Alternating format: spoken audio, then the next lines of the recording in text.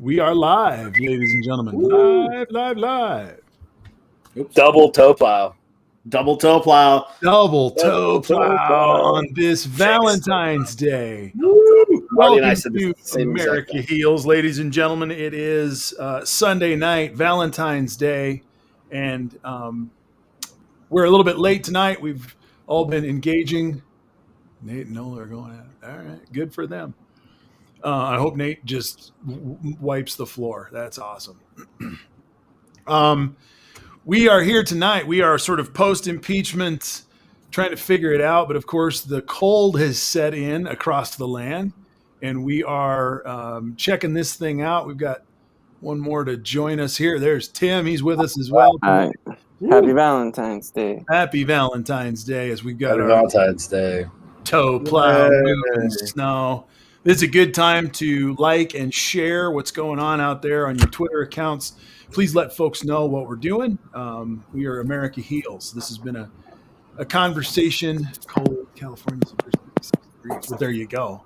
That's the power of California. I guess my video actually has sound, but I'm sure the sound doesn't add much.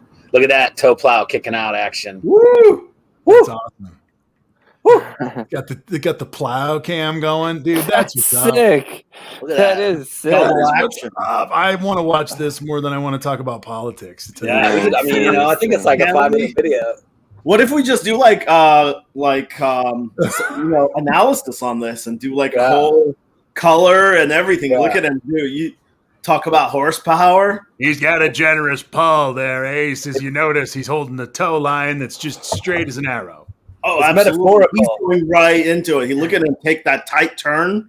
That's what we're all waiting for. That's what's up. What a show off. That guy's a pro. Made it to 2020. I didn't think he could do that. He's on the left side of the road, and he's taking all the crap and putting it on the right side of the road. It's a political statement. Wow. I mean, that is. Wow. Look at that action. Look at that hitch. Well, all right. I mean, see the tongue on that plow? We do that thing all day long, as we probably should. Welcome to America Heals. This is the post-impeachment show, and we're not going to talk about that for the whole night, but we do need to talk about what in the hell is going on in our world, what is going on in our country, what to do now.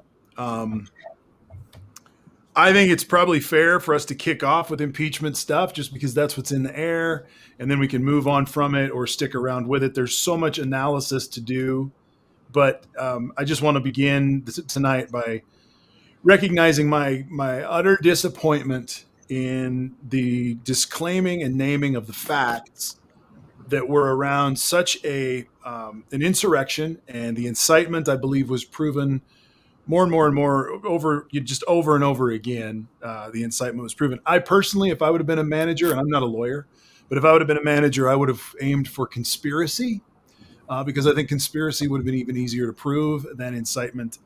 But he got acquitted on the incitement. He did not get the 67 votes necessary to pull that off. And so here we are, ladies and gentlemen.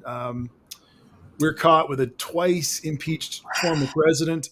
We've got a new president in office who is keeping his administration's eye on the ball, and we got to move forward from here. So I think, happy Valentine's Day.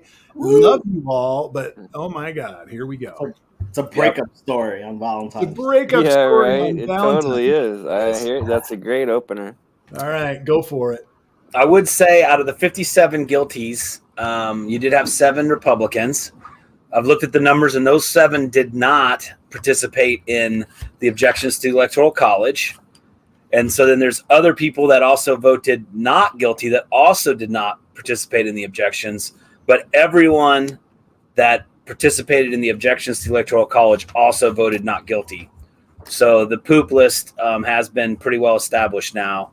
And of course, my boy Roger Marshall still batting 1,000 for Team Sith. So he's staying on my poop list. He's sort of the poster child for my poop list. Team bad guy, right? Like this thing now has moved on to the point where, and Mitch, we'll talk about Mitch. He's sort of laying the foundation for this, but we've got a coalition of 43 senators and a whole bunch of of representatives who are openly anti-American terrorist party now. I think that's where we are, guys. I mean, it's basically the worst kind of case scenario. This is the same thing that happened during the Tea Party, but this is a much more extreme version. And the Tea Party didn't sustain, but they would have done the same thing. It seems like Mitch and McCarthy are doing the exact same thing, and they're basically like, I want to be speaker, I want to be majority leader, so I have to run both sides. I have to entertain both sides. And because both sides, unlike the Tea Party, that both sides was very skewed. It was much easier for them to push them out because it wasn't this huge, almost majority. Actually, not what am I talking about? Almost. It wasn't the majority of the people that were Tea Party. It was a small minority. Now you look at the numbers, and it's the majority. Not only on the House's side, which is usually a little bit more radical because they have shorter terms, they can be that. But now you have the same thing on the Senate side.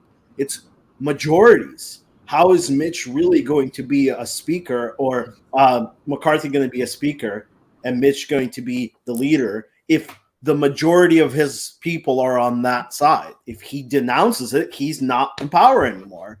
And then the problem is you could say, well, maybe he should do that. But there's always, you have to be realistic about it. Then you'll get a true leader of the QAnon Republican, and they'll be leaders. And then what they're going to do is they're going to push out completely the 8 or 10 normal Republicans completely out. They'll push them out, and then you'll have a Republican Party, a whole party, all QAnon. I mean, it's worst case scenario. I don't know what we really want. Well, I think we should talk about that for a minute. I want to get Tim's first input here as we kick off tonight.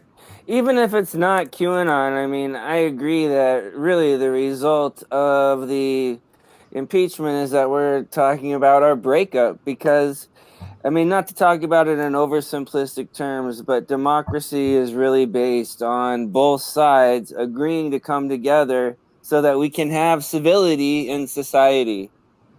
Without a common commitment to civility, it's like a nice kid meets a bully, and then the bully takes the nice kid's money. And if there's no accountability for the bully, and the nice kid never stands up to the bully, then there's nothing to stop the bully to keep from taking the kid's money. So what's that kid supposed to do? You're just going to keep sending your kid to school and no one's going to do anything about that kid? No way. You're going to be like, you're going to protect your kid from the bully. If we have two parties and one decides we're not going to follow the rules anymore, we care more about holding on to power and creating a power base just by simple majority that has nothing to do with civility, then we've lost what we agreed on in the first place, which is to follow the rules for the sake of civility. Marty and I run into this all the time as representatives of the Christian way of life, the way Jesus tells us to be. Jesus tells us to be humble. Jesus tells us to be meek. That doesn't mean that we're weak, but it means people feel like they already have the opportunity to take advantage of us because our leading foot isn't to try to put other people in their place. And when we encounter, Marty and I, when we encounter someone who tries to put us in our place, we're able to defend ourselves. But what about all the people who are non-confrontational, the moderate, reasonable people? The reason they're moderate and reasonable is because they're non-confrontational. They're not going to go into the pit and fight snakes. You know what I mean? So if you don't want to fight snakes, what are you going to do? You're just not going to fight. It's a split up. I can't wait to hear where the conversation goes because I really want to help America heal and find a way forward. Just a quick thing that I want to add to yours. You're exactly the same. We're also not supposed to be it doesn't work when one side is pro-democracy and the other side is anti-democracy.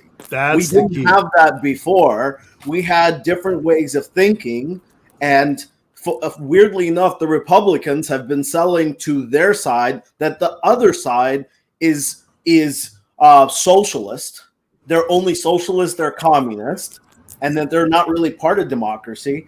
But while they're doing that, they're anti-democracy, because what they just did is they basically let a person that started a coup, and the person that wins the coup, then it's no longer a democracy. That's over.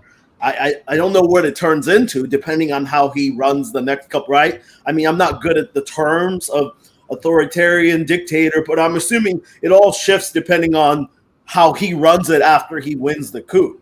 Then we turn into whatever regime. But they're not interested in democracy anymore. They're only interested in voting as long as their person wins, which is what they have in Russia, right? They have elections in Russia, but he always wins like 95% of the time. So that's how it works. Now, if he lost, then he turns a coup and takes it again. That's it. But he won't ever lose, because now he's in there so much that he controls everything. The Dominion voting systems, those are now run by the government. They call him de facto president, right? Because he runs 2 terms, and then what's his name takes a term, but you never even see that guy on TV. He didn't like that either, by the way. And then he does 2 more terms. They ran a guy that, because of their constitution, and they ran a guy, he won the president, and then Putin became like a different figure that basically, and then he was like, I don't like this bullshit. So he got rid of that. Oh, I didn't even know he got rid of that guy. I thought he just terms. So I want to lift up, first of all, Tim. Tim, for ops work, I muted you because you got a click going on, and it's not on your zipper. So unmute whenever you want to talk, and just keep muted. That way, it's not clicking throughout. And feel free to unmute whenever you want to. I was just going to say, let's pull back for a second and talk about a dynamic here of where Mitch McConnell is at. And I want to go back to John Kelly and Tillerson and Mad Dog Mattis and some of those guys' hesitation to leave. Because I can remember throughout the Trump administration, there were day after day after day after day, there were shocking things going on that were causing all of us to be like, oh my God, if you were a member of Trump's cabinet, how could you possibly stay there? Right? I mean, it was every day.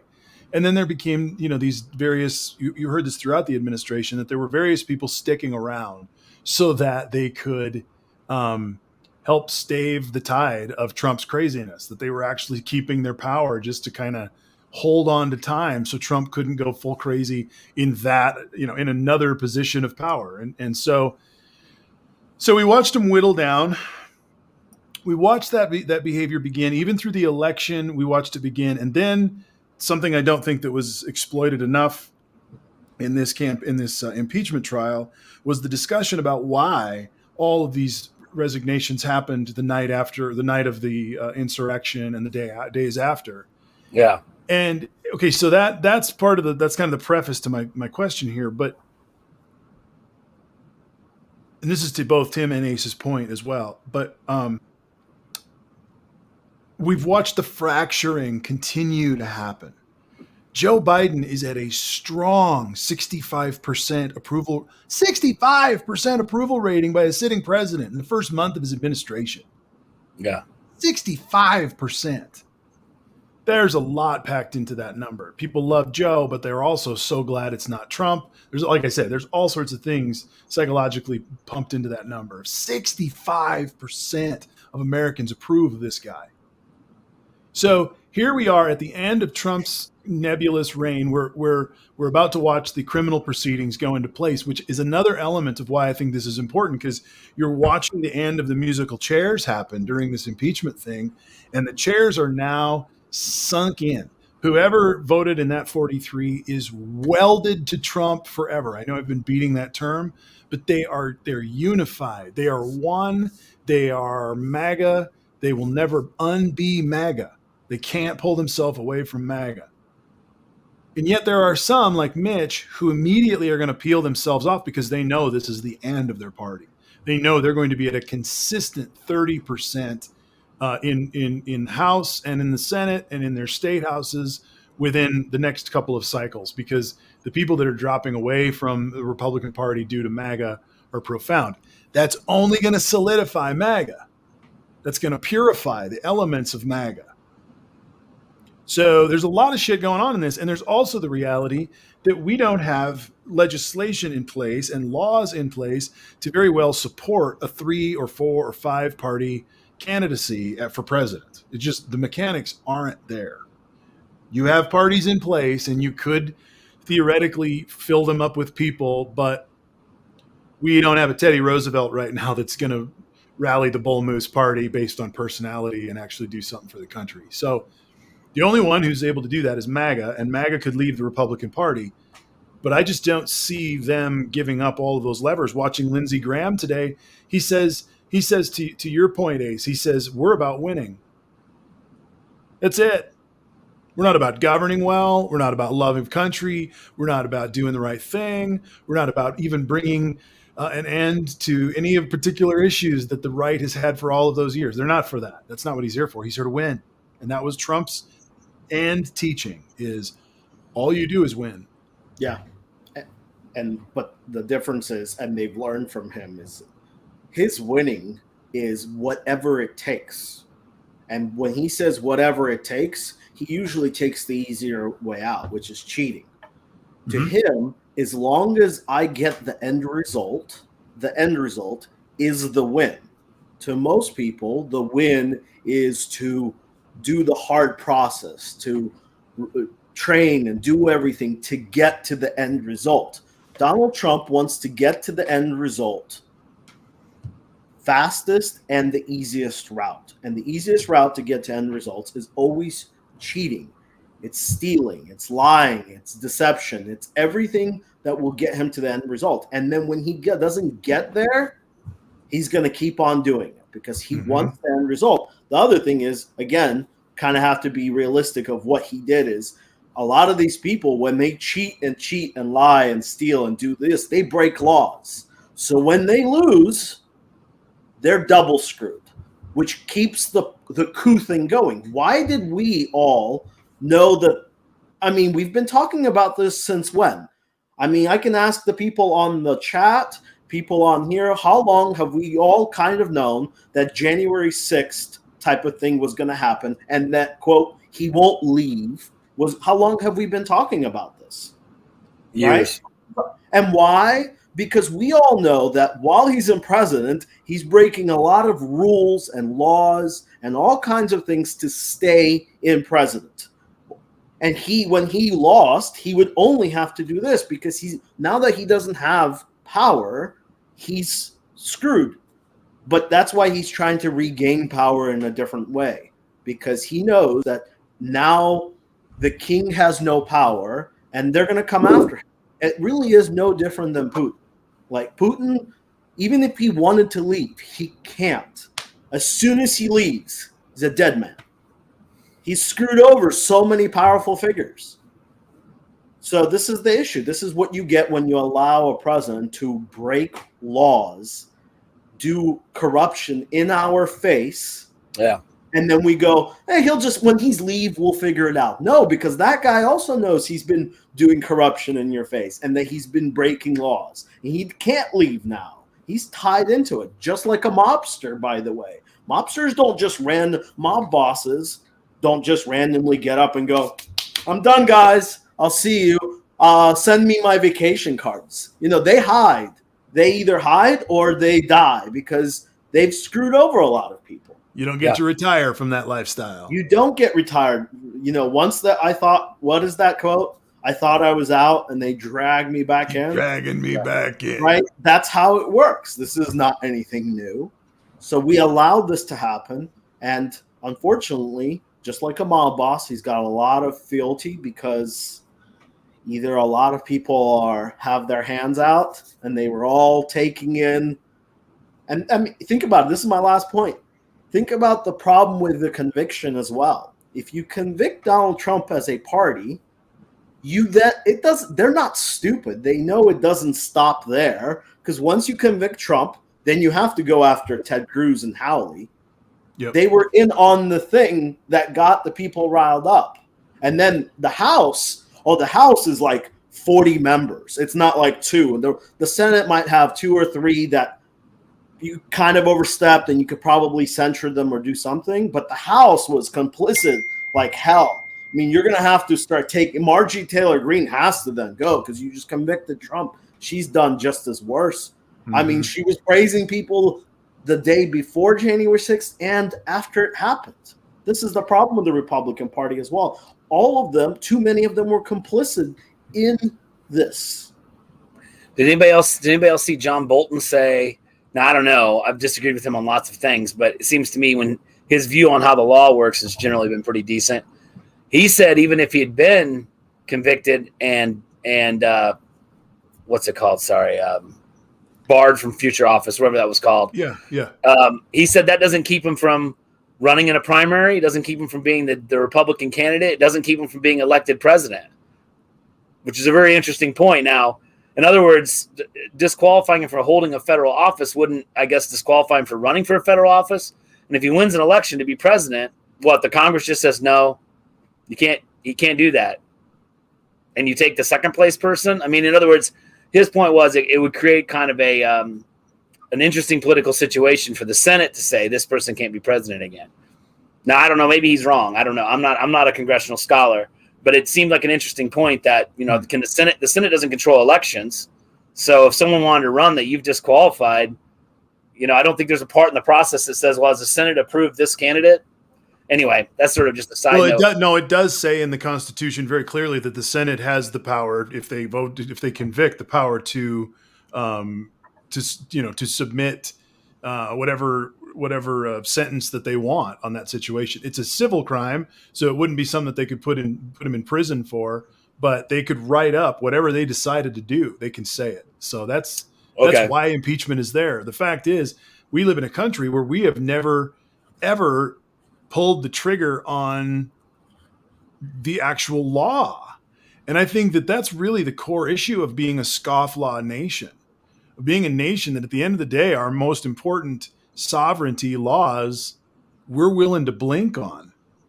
We're willing to back down from. That to me seems like the scandal of the Trump administration's era is we thought we had a broken Congress before.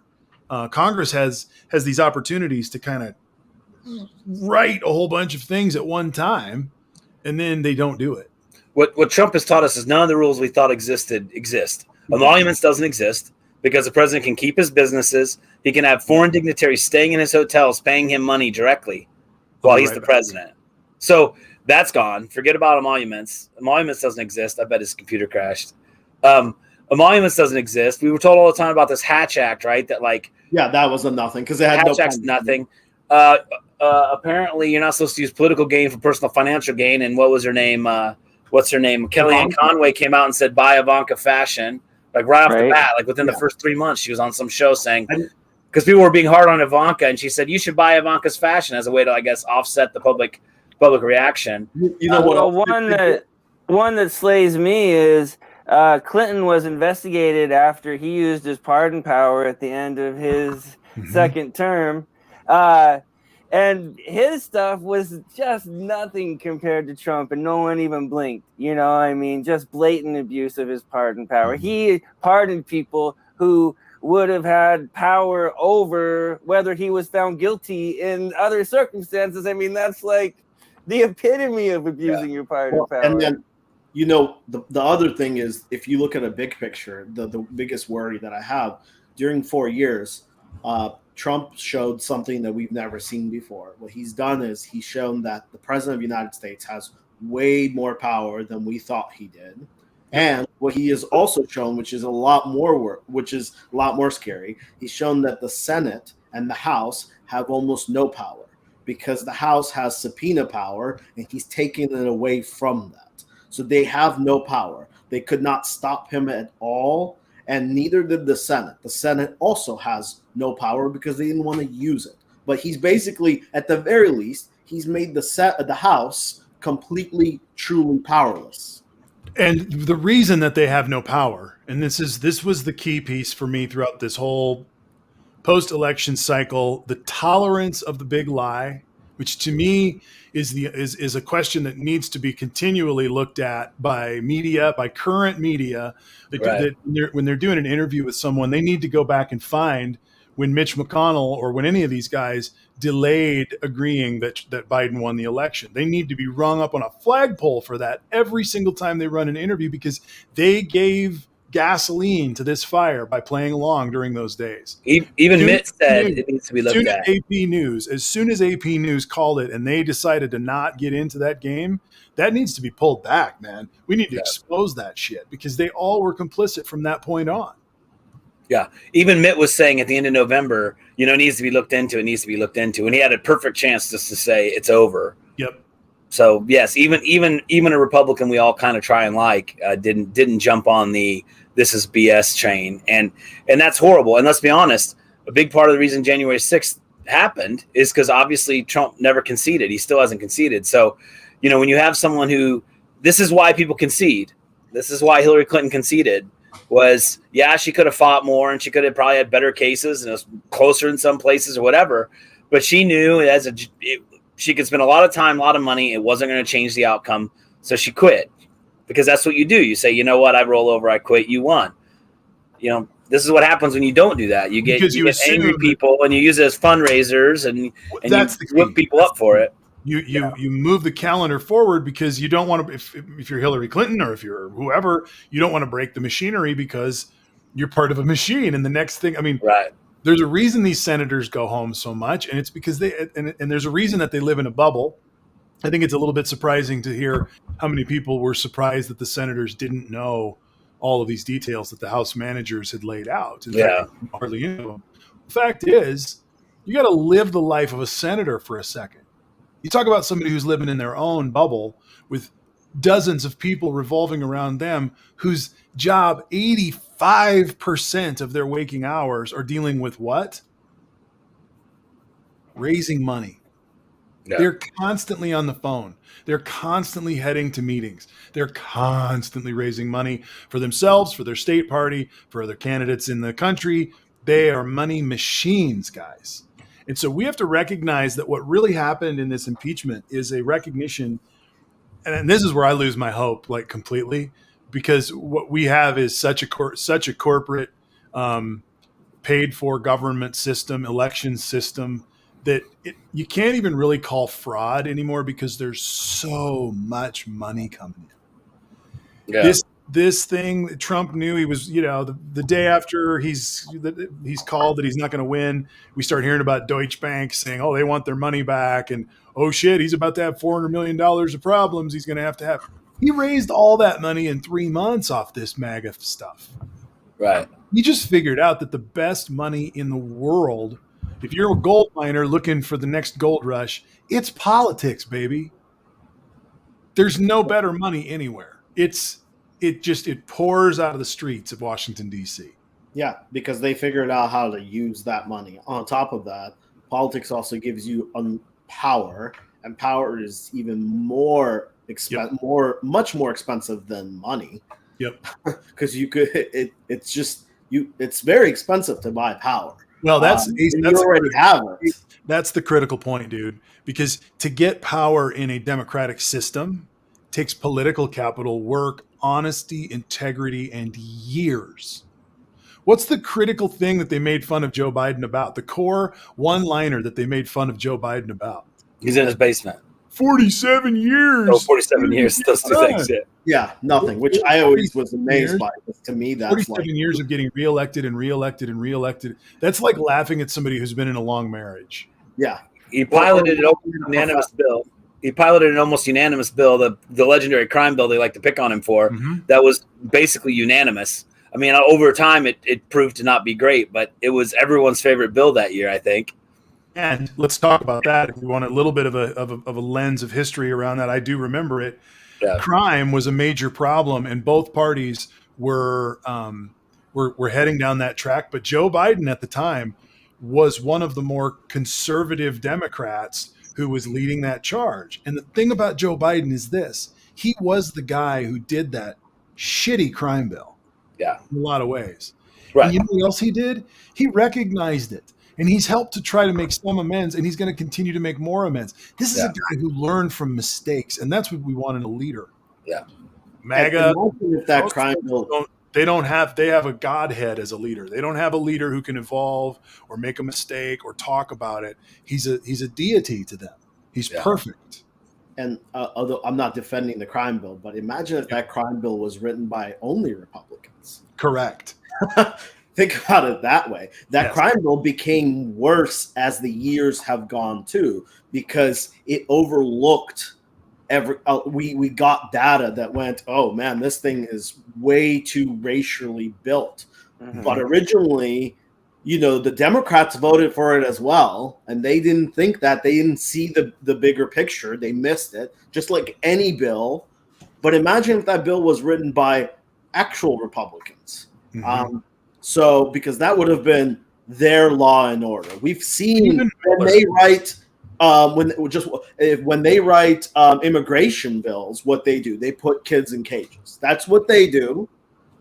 And then we write bills. They do is a ban on Muslims at the border. That's the first thing they're going to do. That's what they do. And we beat up Obama for his immigration because he sent people back. But we don't dive into why they got sent back or anything like that. We just go. So they get to use both sides. They said, oh, Obama sent a whole bunch of people back. We did the same. No, well, then you didn't, because you actually started rounding them up. That's the problem. So people always forget about imagining when Republicans write their big law and order bills. They're brutal. Well, we were in the middle, too, of the Bloods versus Crips, massive homicide rates and drug trafficking, which, of course, arguably came from Reagan's Iran-Contra situation. But we could go on and on and on. But there was crime just literally rampant in the streets. I mean, people were getting shot for the color of their car. I don't know if you guys remember this era, but it was really bad. So, things had to happen. And anyway, the point is, in one breath, they'll say he didn't do anything. In the next breath, they'll say he's Satan because he did the crime bill. That was unanimous, practically. I think there were 3 votes against it, and they were all Democrats. If I'm not mistaken. Speaking of crime, is the GOP essentially now a crime syndicate? Well, they certainly don't want to. Sorry to go there. Sorry to jump the gun. They certainly don't. They don't want to do anything about it because there's either too many of them are complicit, and the other ones are too afraid. I think so far this year they've attacked our Capitol.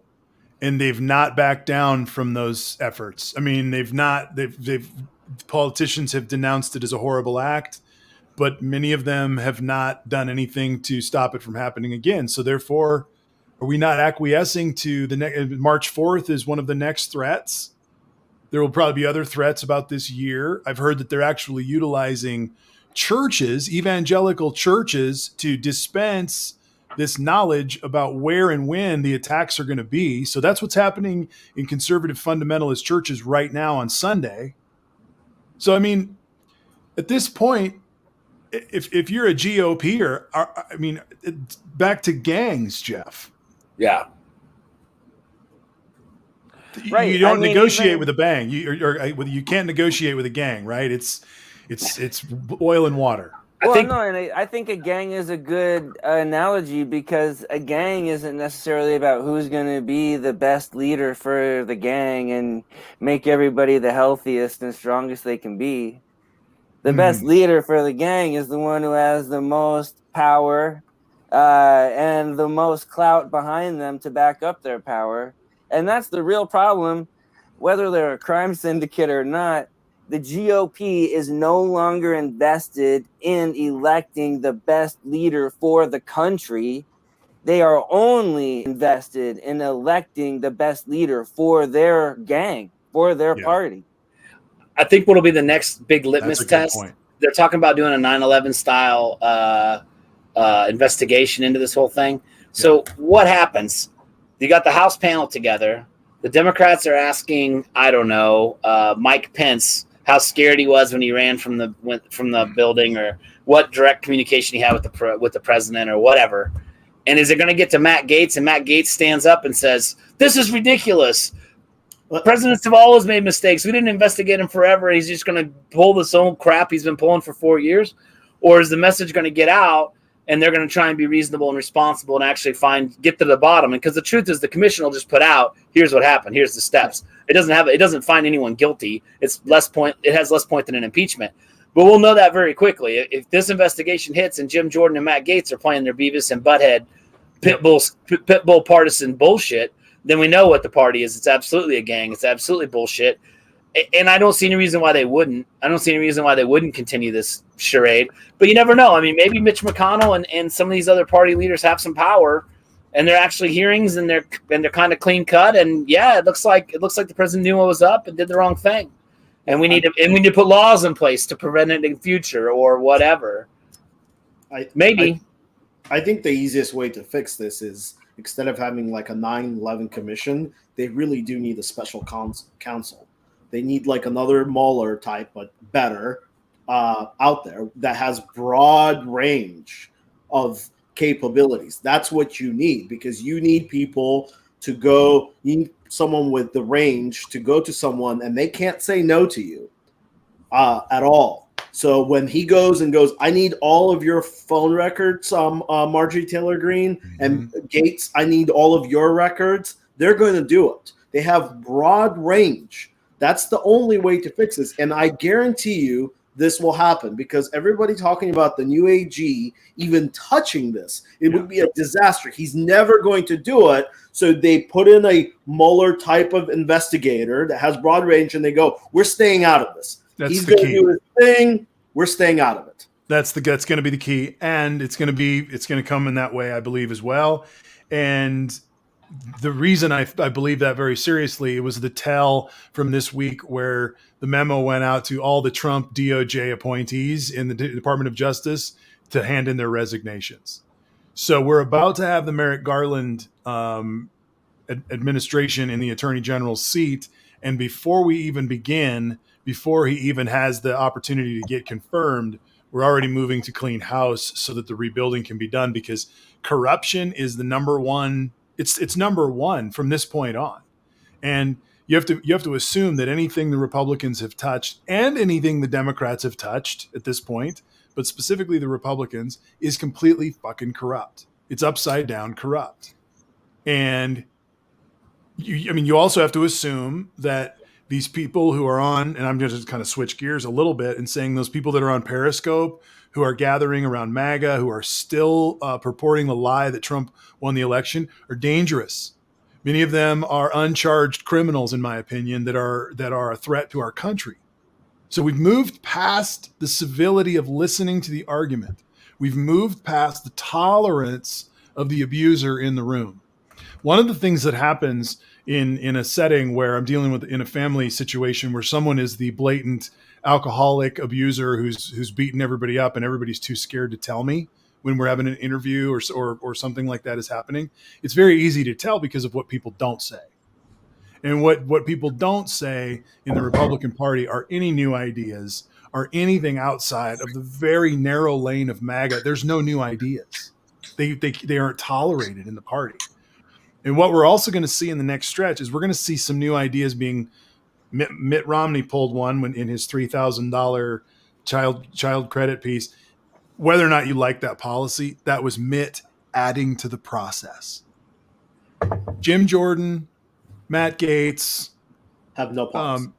Lady G, these guys, they don't have any direction to make anything happen. They would love to. I watched Mike Lee on the floor of that thing, and then I thought about the fact that they were going to have 301, in that time where we were going to maybe have witnesses, and they're like, we'll have 301 witnesses. I looked at Mike Lee and I realized, oh my God, this guy will sit here until next June, gladly being shamed over and over again if it means killing time from Joe Biden's administration.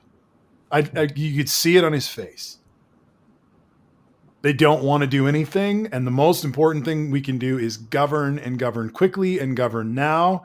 And if there was ever a time to get rid of the filibuster and move into reconciliation, like fast and furious for a long time, for the entirety of the next 2 years, just passing and passing and passing and passing and passing. And if they can get some campaign legislation done, that'll be the biggest thing they can do. Campaigns and elections, a voter rights record, and getting money or building some public policy around elections. I mean, it's completely out of control. It's the dirtiest business in America. Yeah. And I agree completely. If you guys want to just quickly, because I always like to figure out where the money is going. I always find it's always in the very end. And I think in the end with this whole January 6th, I think the thing that's always going to end, it's always money. There's always money. There's always money involved in everything, money trail. And in the end of everything, like you're saying, on using political funds, there's just tons of money.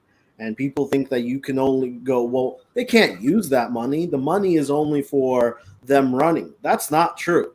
They can basically live a luxurious life off of that money, because what they do is they open up a specialty I'm running pact, and basically every party completely paid for. They get to have a staff, which guess who Trump's staff is? It's all of his family members that he pays top dollar to, and their wives that he pays top dollar to. It's the plane trips. It's the he goes golfing in his own place. He pays his own place. But we have to stop talking about Trump now, because we have to talk about how the Congress people do this too, and they do this as well. That's actually it's harder for them to do that because they don't own their own place. Because they don't own their own place, and they are able to build these separate PACs when they're thinking about running for president. For instance, they can raise a boatload of money with an exploratory committee. There's all kinds of things. A quick similarity to this is if you understand write-offs in personal life. If you are a W-2 employee, write-offs are a non-thing. If you're a business, a small business, write-offs are helpful.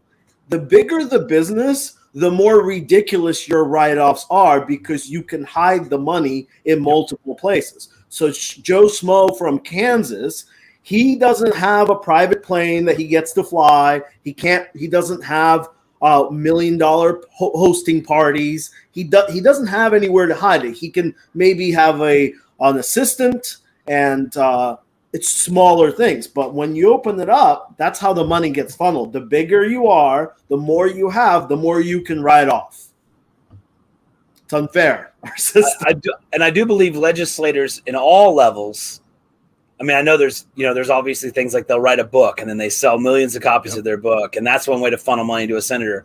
But I will say this: the mayor of Wichita, he was a state rep before that, and he said he gets something like $150 worth of gift allowance a year.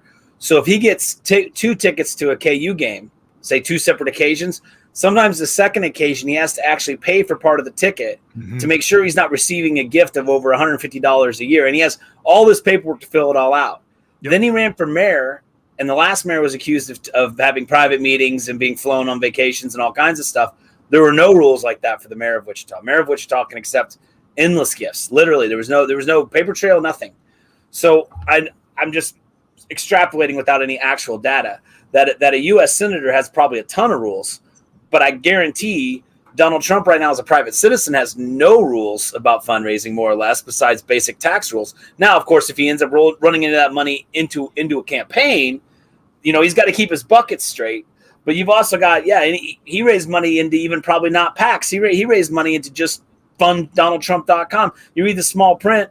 There were times, I believe some of those fundraisers, he even said this is to help with expenses to stop the steal and blah, blah, blah. And you're really talking about laundering, because, helping fight Stop the Steal. I mean, that maybe is a month's rent at Mar-a-Lago. I mean, he can use that money however he wants. So, yeah. Well, and I think that's back to the beginning of this part of a conversation. We have now realized that a quote emoluments clause somewhere hidden in the Constitution is not enough to stop this behavior. So we need to, I think, have some legislation that sets laws in place, because we can build laws for the president, and the president has to abide by those laws. So we have to become very specific about behavior. Yeah. And that's got to happen. And we've got to go 51 votes on it. Make it a law. Make them run, win Congress and the presidency, and overturn that law. Don't do an executive order on this shit. Yeah. I think I'm a huge bipartisan on those type of laws, because the Democrat is in charge. They're not going to want to give – if Joe Biden wants to give away some of his power, the Republicans will happily take it in the beginning.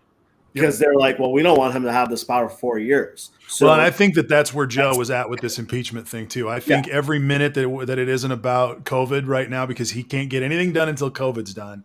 Every minute that we're not getting this thing moved on is a loss, and he knows it. So I hate to say that this impeachment trial, it wasn't a waste of time. It wasn't a waste of process.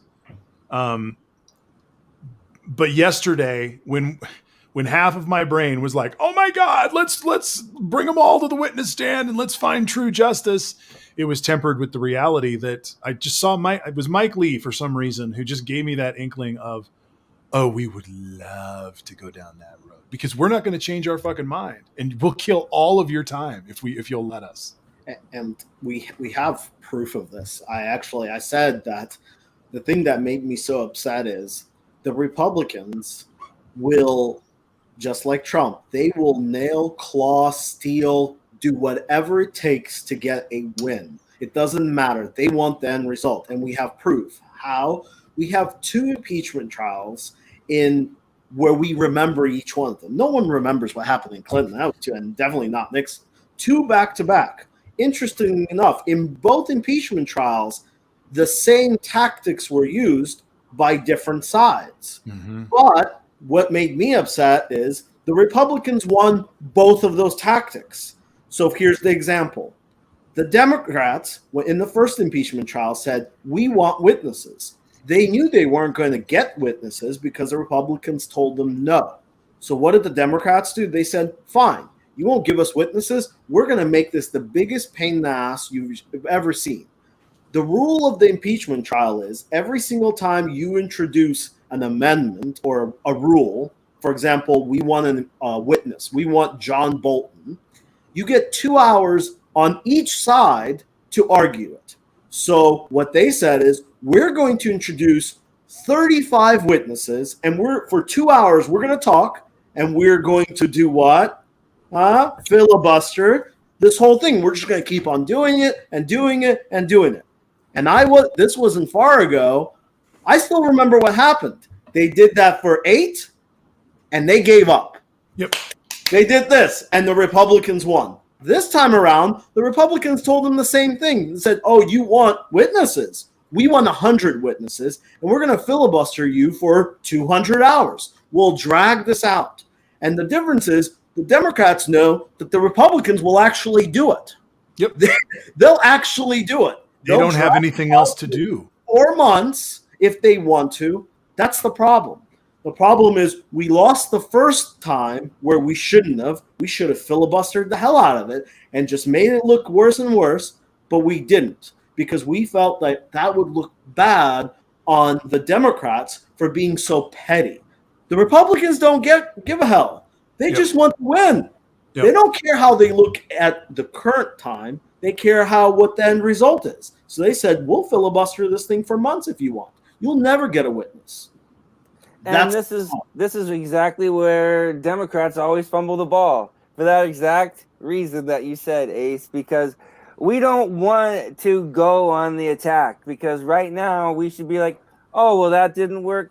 Fine, we're going to start our commission, our investigation, and we're going to start subpoenaing the hell out of everybody. And now that Biden's in office, we should be able to make the government enforce those subpoenas, unlike under Trump.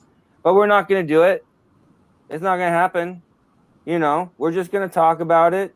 We're going to be like, oh, well, we better make sure that this doesn't happen again. But we're not going to take the whole situation to task. We're not going to dig deep and start really making people pay for what happened. Because we're the Democrats. We don't burn, scorch, lie, and steal to get a win. That's the difference. And sometimes it's needed, but sometimes it's an extremely bad play. How Marty started the show, Marty's absolutely right. At the time it happened, I'm furious. I'm still really upset. But at the end of the day, the Democrats also know that Joe Biden has 65% approval rating, and he's about to pass a stimulus bill that just came out. New report came out about this new stimulus bill. Here's what it's going to include, and tell me what his rating is going to be when it passed. So for the COVID relief bill would put people in modest income. It would give them if you're a working class family with 2 kids under 6 years old, you would get $5,600 relief check, $8,000 child care assistance, $7,200 in child credit, all of those. So tell me what his rating is going to be when he passes that. Yep. That's the difference. So they looked back, and although I'm curious, that's going straight for MAGA America. Yeah, straight for them. You don't make a lot of money. You have kids. Use it all. I mean, that's a lot of money. Even if you don't take the child tax credit, I mean, you're talking about 12, 13, 14,000. I mean, $14,000. It's a game changer, dude, for a lot of people. Someone that doesn't have, that are behind their bills. This is how you get people out. Yep. So they looked at it and they said, you know what? We're going to let Joe Biden win with his policies, and we're going to bury the MAGA people because they have no policies. And in normal times, when the economy is all kumbaya, it's hard to do that. But right now, everyone is struggling. Yep. Everyone is struggling. When the government finally starts giving you something that makes you whole or feel better or do better, you're going to win. So why drag this thing out? So now I feel that way after a couple of days. I mean, I'm with you. It's a both and. It's when you're in a fight, you want to win the fight, and then as soon as it's over, and I'm not bargaining with it. As we've said tonight, we don't know what are we going to do with this country, but we're looking at the fact that we have power, and that's what scares the shit out of Mike Lee and his Republican senators who would be glad to derail every single day of this power. I wanted to talk a little bit about my experience, and Tim is also a pastor in the church, and I'm not going to get theological about anything. I want to talk about something that has been happening in mainline churches that have been in decline for a long time. And Jeff, you're in other organizations. You may have seen this as well. And I'm curious as to what you've seen. But I've been reading stuff about pastors in the churches that are in decline that used to have maybe 300 members, and now they're down to like 50. And what's going on. They don't have any more Sunday school stuff. They don't have any more groups that meet. They're just a bunch of folks that come together. And, what's crazy about those churches is that they all run on a constitution. And the constitution was set up as their incorporatedness and how they're going to make decisions and what they're going to do internally. And a lot of those, not to be too boring about this, but a lot of those constitutions depend on quite a few people. You'll have a few people for a council or a board or some sort of a group that takes, 5 to 10 people. Sometimes you'll have people who are in charge of the money. You might have people who are in charge of some of the activities. You might have people that are in charge of this. Those constitutions were written from the 50s and the 80s when these churches were still full. Well, now what we have in these experiences in these churches, and I hear this in city governments as well, in some of this stuff, when you used to have a pool of volunteers, you had the leaders who would work the systems of the government. You'd have meetings about this, and then those people would go do stuff. But now we're in a situation where there's only a skeleton governance structure that is living because nobody wants to do anything anymore. Like literally everyone in the organization is like, dude, I don't want to do any of that shit. You just do it, pastor, or you just do it, leader or coach. And so what ends up happening by default is a level of authoritarianism that people begin to just acquiesce and go, well, I don't really want to participate anymore. And I know that he's not supposed to have all that power, but I'm not going to go to those meetings. And so he's going to get to make that decision on his own until the decision is made that pisses off the core family of that church. And then all of a sudden, their whole family and every cousin and every friend they've ever had shows up for the vote and says, I used to be here and this is our church. So you're given the opportunity to run a fiat government, and then you run into some of the low end folks in a congregational setting or in a family system setting who don't want to see real change, that they've given you the authority to make the changes because nobody wants to do shit anymore. But then as soon as you try to make the changes, they all come in with their pitchforks and their anger, and they want to stop you. In America, we let Donald Trump run over us this whole freaking time. We didn't have the courage, chutzpah, wherewithal to do the conferences necessary and spend the human hours, as Ace said last year, 200 hours of filibustering to say, damn it, I'm calling your bluff, and we're finally going to throw this fucking thing down. and I think the problem, although I hate to admit it, I think the issue with this is I think the leaders. I think Nancy has what it. She can outdo McCarthy every single day. Yeah. I don't think Chuck Schumer can do it. He's playing. It seems like he's at tic-tac-toe compared to McConnell is doing 3D chess. It's a completely Schumer different. was good at what he did, and he gave us the Senate. Without Chuck Schumer's leadership and focus, we don't have the Senate. But then you get into the internal inside of the room, and we've got the Harry Reid personality in Chuck Schumer. You need someone like Mitch who fights with knives. Mitch can out. I mean, some of us that know how Mitch works. I mean, I predicted that he wasn't going to vote on it. But here's the thing: is the thing that makes me upset is if I'm sitting on my couch and I know exactly what's going to happen weeks and weeks and weeks before. They all knew that the Republicans were going to vote on the constitutionality. Mm-hmm. Why the hell did the Democrats make such a weak case for it in the beginning? Now, some of you might say, oh, they made a good case. No, they didn't. They didn't bring one scholar. They knew they had one thing that the Republicans didn't have. The Republicans did not have a scholar, a constitutional scholar that agreed with them. They picked a person that didn't even agree with them and lied about what he said. Why didn't you bring in 15 scholars and go, here you go, guys. Here's 15 scholars all telling us that this impeachment trial is real and it can happen constitutionally, and put the Republicans in the corner with no scholars, nothing, a fake tweet, and have that. You knew that was your battle. You knew that was your battle. And you didn't really take it on because you said, oh, it's going to be really easy. But if I knew on my couch that was going to be their cop-out, why didn't you guys beat it into the ground where the public was like, oh, no, come on. You just heard Republican constitutional, super conservatives. They could have gotten the Trump person that was in the last impeachment probably to come in and go, what do you think? Why didn't you do that? You knew that was going to be their out. They didn't do it. It was not a good case that they made. And I actually, if I was going to give them a score, and I hate to put you guys on a score, I'll start. What would you score them? A's, B's, plus. I would give them, and I know we all love them. They did a great job when they talked. But on the substance, and especially on the strategy of the case, I would give them a C minus. That's it. It was a bad strategy because you lost your only important battle. And the last thing on this is every single time you hear the managers get asked questions, one question never gets asked. It's an unfair question, but it is the reality. The question is, when you guys closed your case, did you feel like you had 17 Republican votes? Right. That's a good question. They never will ask that because no one can stand up there and say, yes, we knew we had 17. Because unlike I take it as a football game. I know what the score is. Now, in my head, when they saw the score, they're down by 2 touchdowns, and they have the option of going for Hail Marys being witnesses. They decided to take a knee because they said, basically, we'll give Biden the ability. We'll win the next game. We don't need to win this game.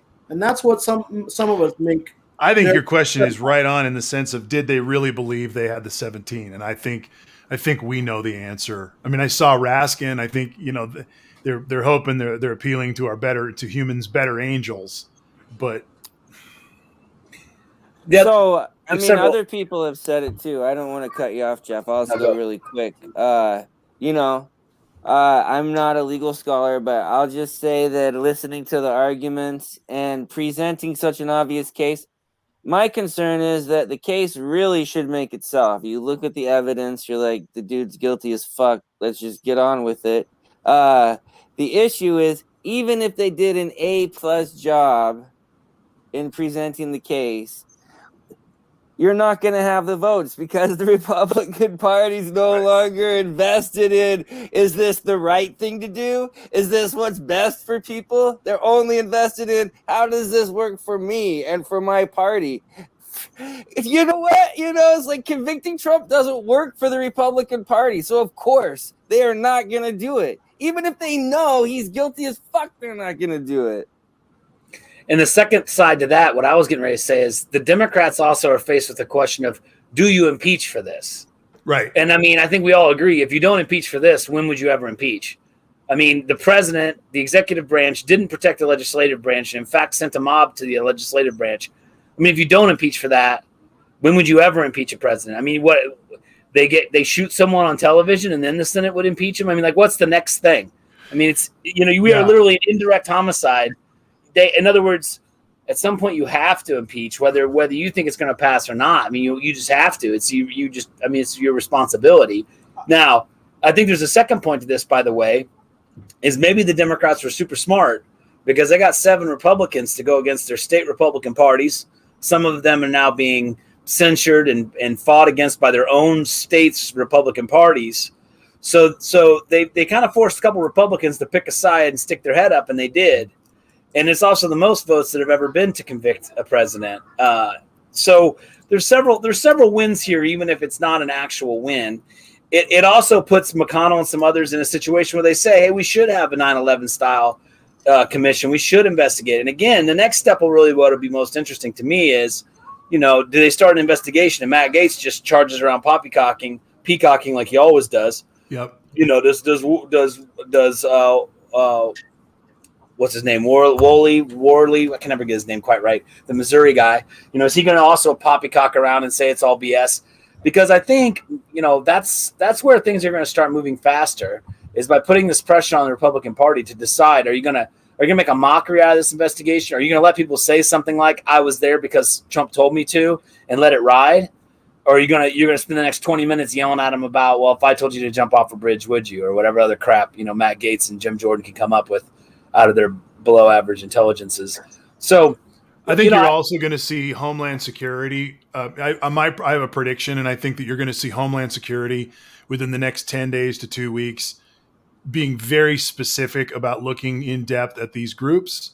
And if you're someone who has been wearing a red MAGA hat on a screen, you might want to tighten up your ship a little bit, because these are not going to be merch and Oath Keepers merch. You might want to start hiding that kind of stuff, because that's all going to come down. But I hope you don't. I hope you're as proud and stupid as you've ever fucking been. So if you're a Proud Boy watching this, wear your shit, and burn the flag. Do whatever you got to do to put Trump in the Godhead, or whatever your next move is there. Well, I mean, honestly, thank God there is still the rule of law, because enforcing the law is the only thing we have now as a hope for restoring civility. Mm-hmm. And Proud Boys and these guys, it's like, even if they are held accountable, their leader and the source of their cause is not going to be held accountable. And so now the war is on. It's like, oh, some of us are going to have to go to jail, but who cares? Because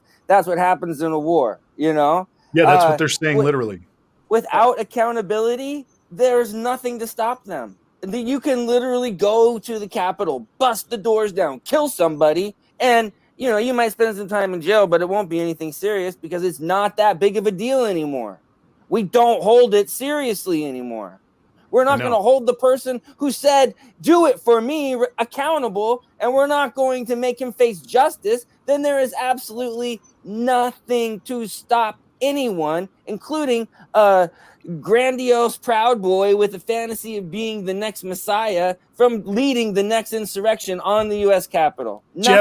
Jeff, have we just heard the first platform of the Republican Party? Is this the first plank on their platform that Trump is king? Trump is king. It's a good question. The one thing I would say to what Tim said, as of right now, I agree with everything Tim said.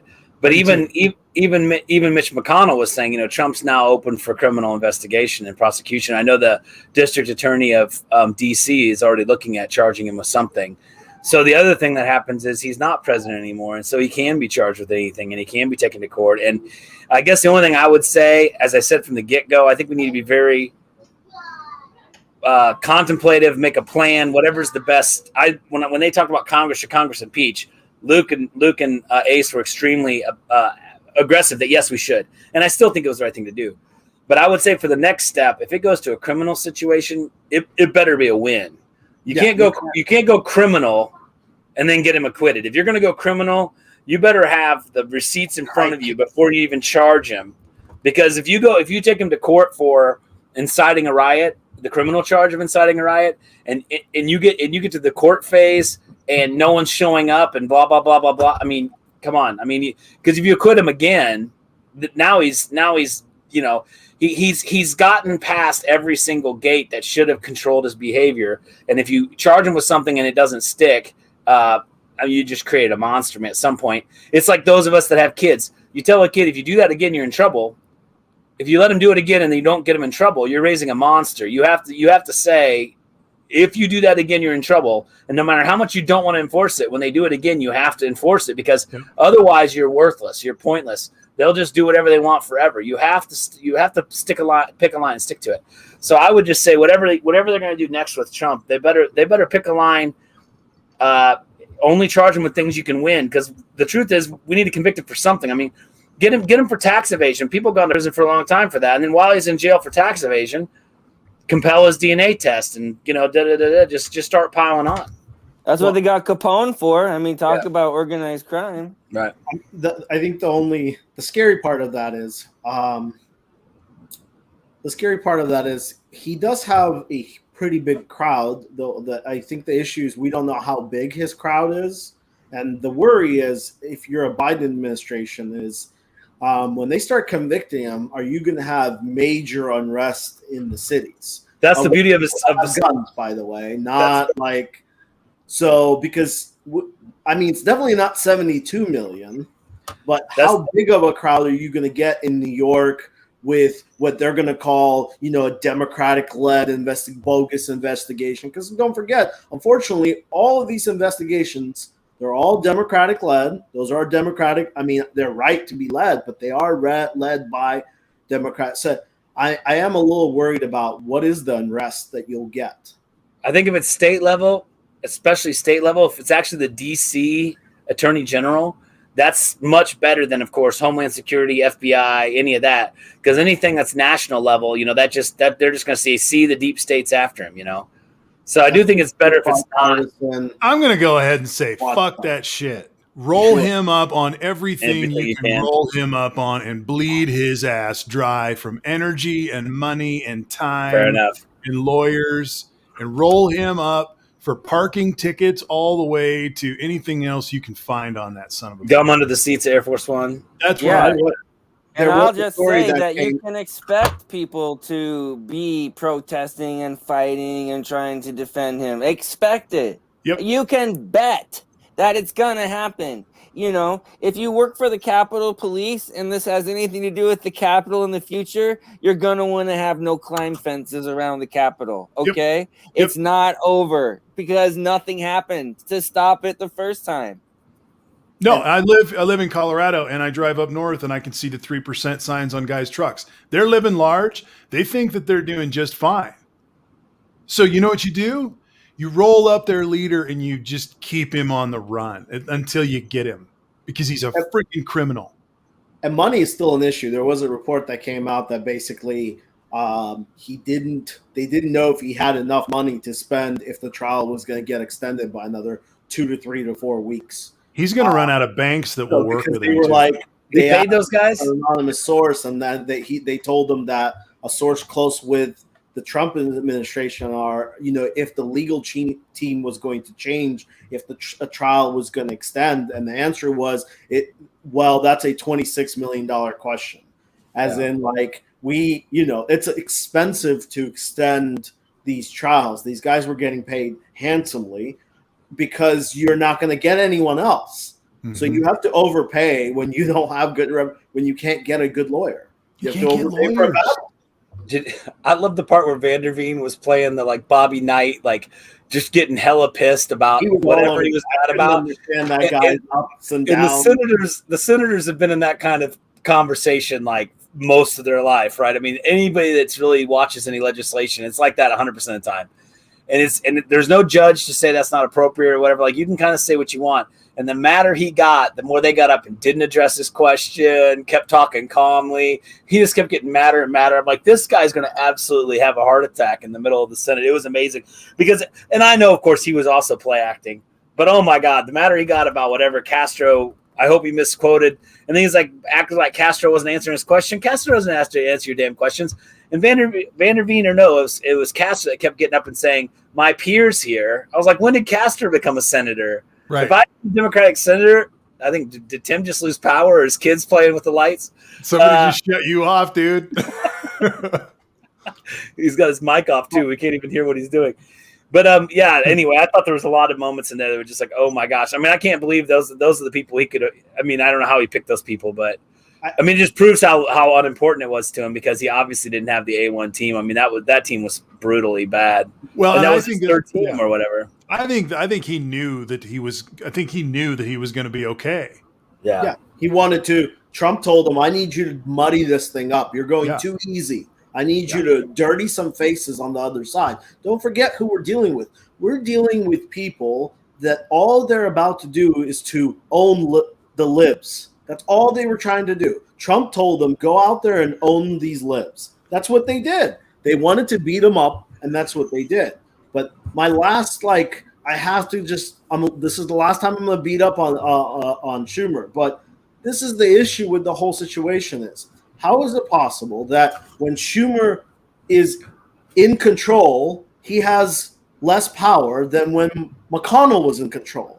McConnell is in the minority, and we were just in the minority. I never saw us have any kind of pull. We didn't pull any stunts that would make McConnell change his mind. But McConnell somehow is in the minority, and he gets to pull stunts left and right. I mean, think about it this way. This is just a quick question. They had a big chip over the Republicans. We have a witness. It's a Republican witness that says that she has really good notes. Not just a weird statement. She has notes. And we can call her here, and she's going to muddy the waters. Wow. She's going to muddy the waters and make this thing your vote look worse and worse and worse. You would think with that chip, you would get a good deal. What deal did the Democrats get? Because they didn't get anything. I didn't see a deal. If they had gotten something like a censure, which I'm not super thrilled, but it would have been better if they said, hey, no witnesses, but we want a censure. And when we get a censure, we want it 99-1 censure vote. Everyone has to approve that vote. And we want people to talk about their vote for 5 minutes and denounce Trump. That's a freaking win. That's how you trade. The Democrats didn't get anything. The only thing they got was, fine, you don't call witnesses because we're going to do a hoopla thing. You're not even going to call our bluff. And all you get is we get to put the statement in record. And then as soon as they put it in record, the Trump's lawyer, first thing he did was basically denounce that statement. So that's not true. We just put it in the record because we had to keep this thing moving. We didn't get anything. There was no win with that. What did he trade it for? Yeah. No, it was. I mean, I don't understand.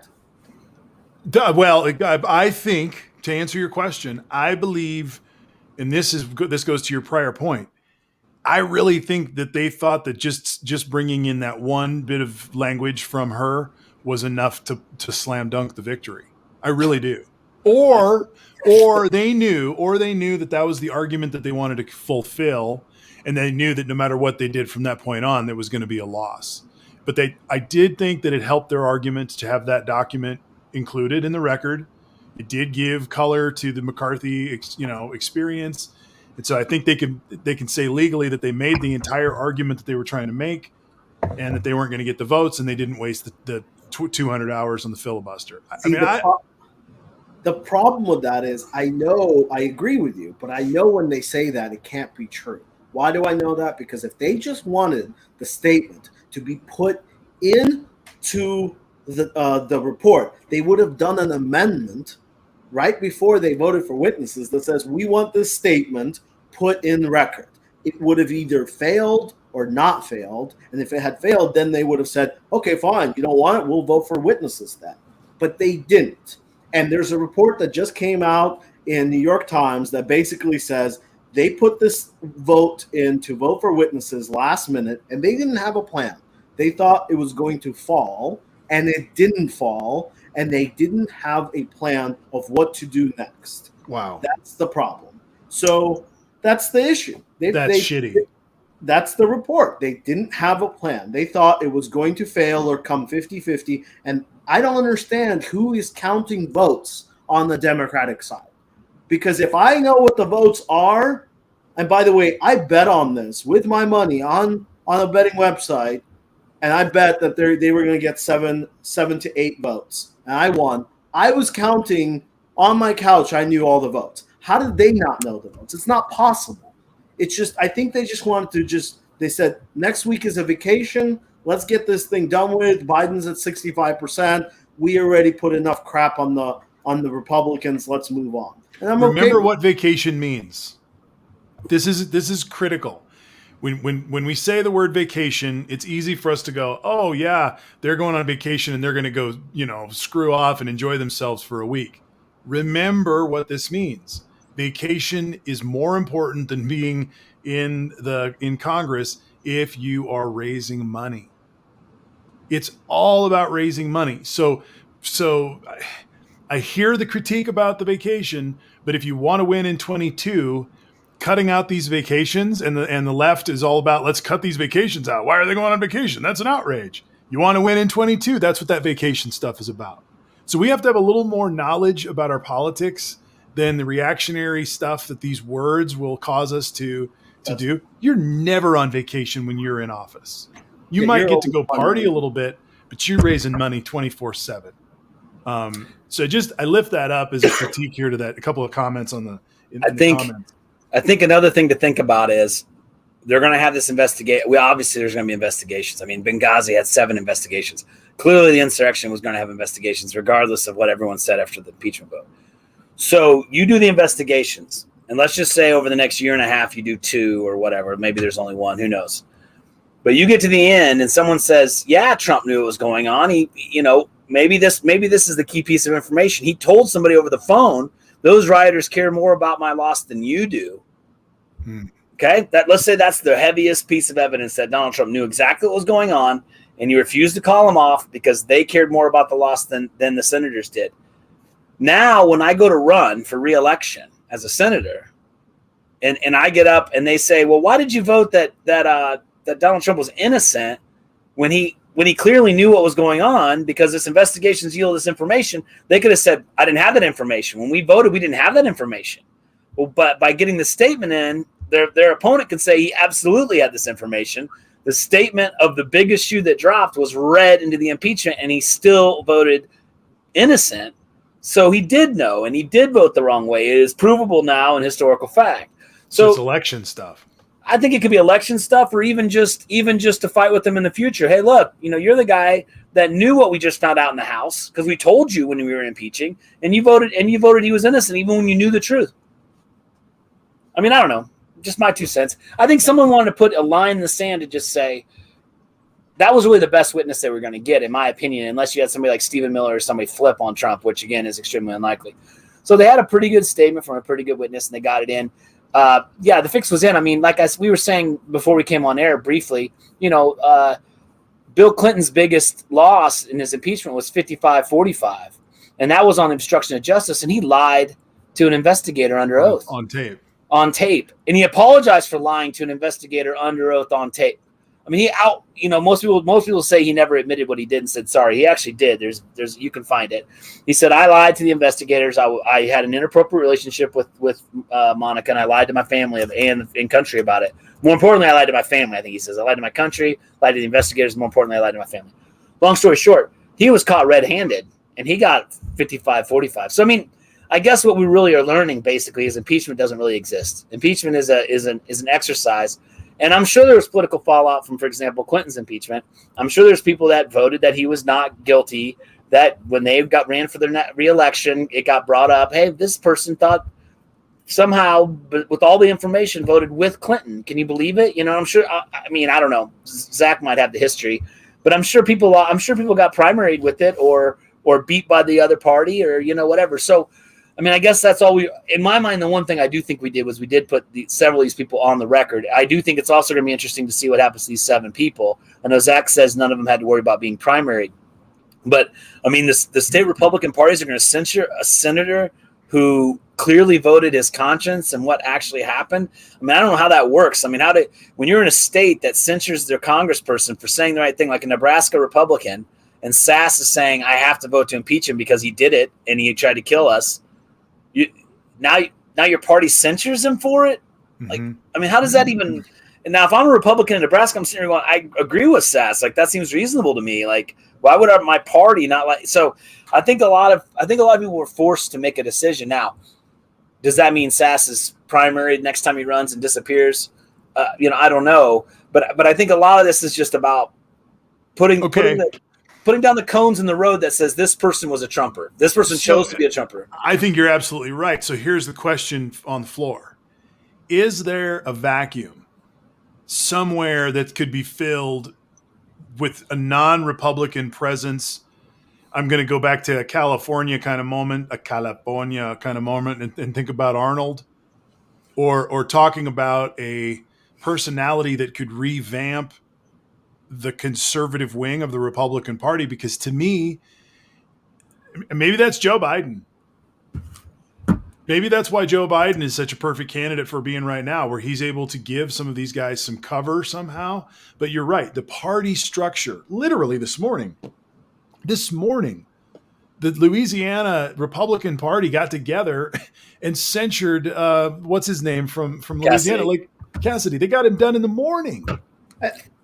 Which, by the way, as far as I know, means nothing tactically. Yeah. I mean, I don't think it changed anything. But I mean, right. for them to literally take one of their 2 senators and be like, no, boo, boo, for doing what? I mean, what did he do wrong? I mean, besides not being purely partisan.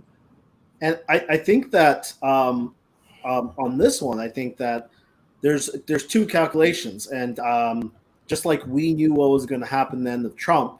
The 7 Republicans are making a calculation that in 4 years or whenever they are up for re-election, time is going to catch up with Donald Trump. And there's only going to be worse information out than there is now, and it's going to be undefensible. Yeah. So they're always going to look good. These other Republicans are looking at it very, very short-sighted, especially the ones that are 100% in, because when the bombshell drops, it's going to take them all down. So I don't know why they think they're going to outrun his shenanigans, because he has shenanigans all over the place. It's not just January 6th, it's everywhere. Eventually, there's going to be information that's going to come out that you would think that's just going to be like, you're going to be like, it's all you guys. Yep. It's all on you. Tim, did you move to the power chair over there? It looks like you're in a much more. Did your light fixture explode in your other room? But I mean, dude, it's like, there's crazy stuff going on. What can I tell you, man? That light just died. It's dead. The room that I was sitting in, there's lights over the whole basement. And just the lights above me in the room that I was sitting in started going on and off and on and off and on and off, like while I was sitting there. And all the other lights were fine, just the lights that I needed. For our viewers, that's what spiritual warfare looks like. Happens. Via your lights, it happens, I walked into a church one time for an interview, and all the lights in the entire church went out. And I was like, I think we're good. I think this is a good interview. I think we all know where we're at. See you guys later. Yeah. And when you said you couldn't hear what I was saying, I was saying, I rebuke any and all evil spirits in the name of Jesus Christ. Gotcha.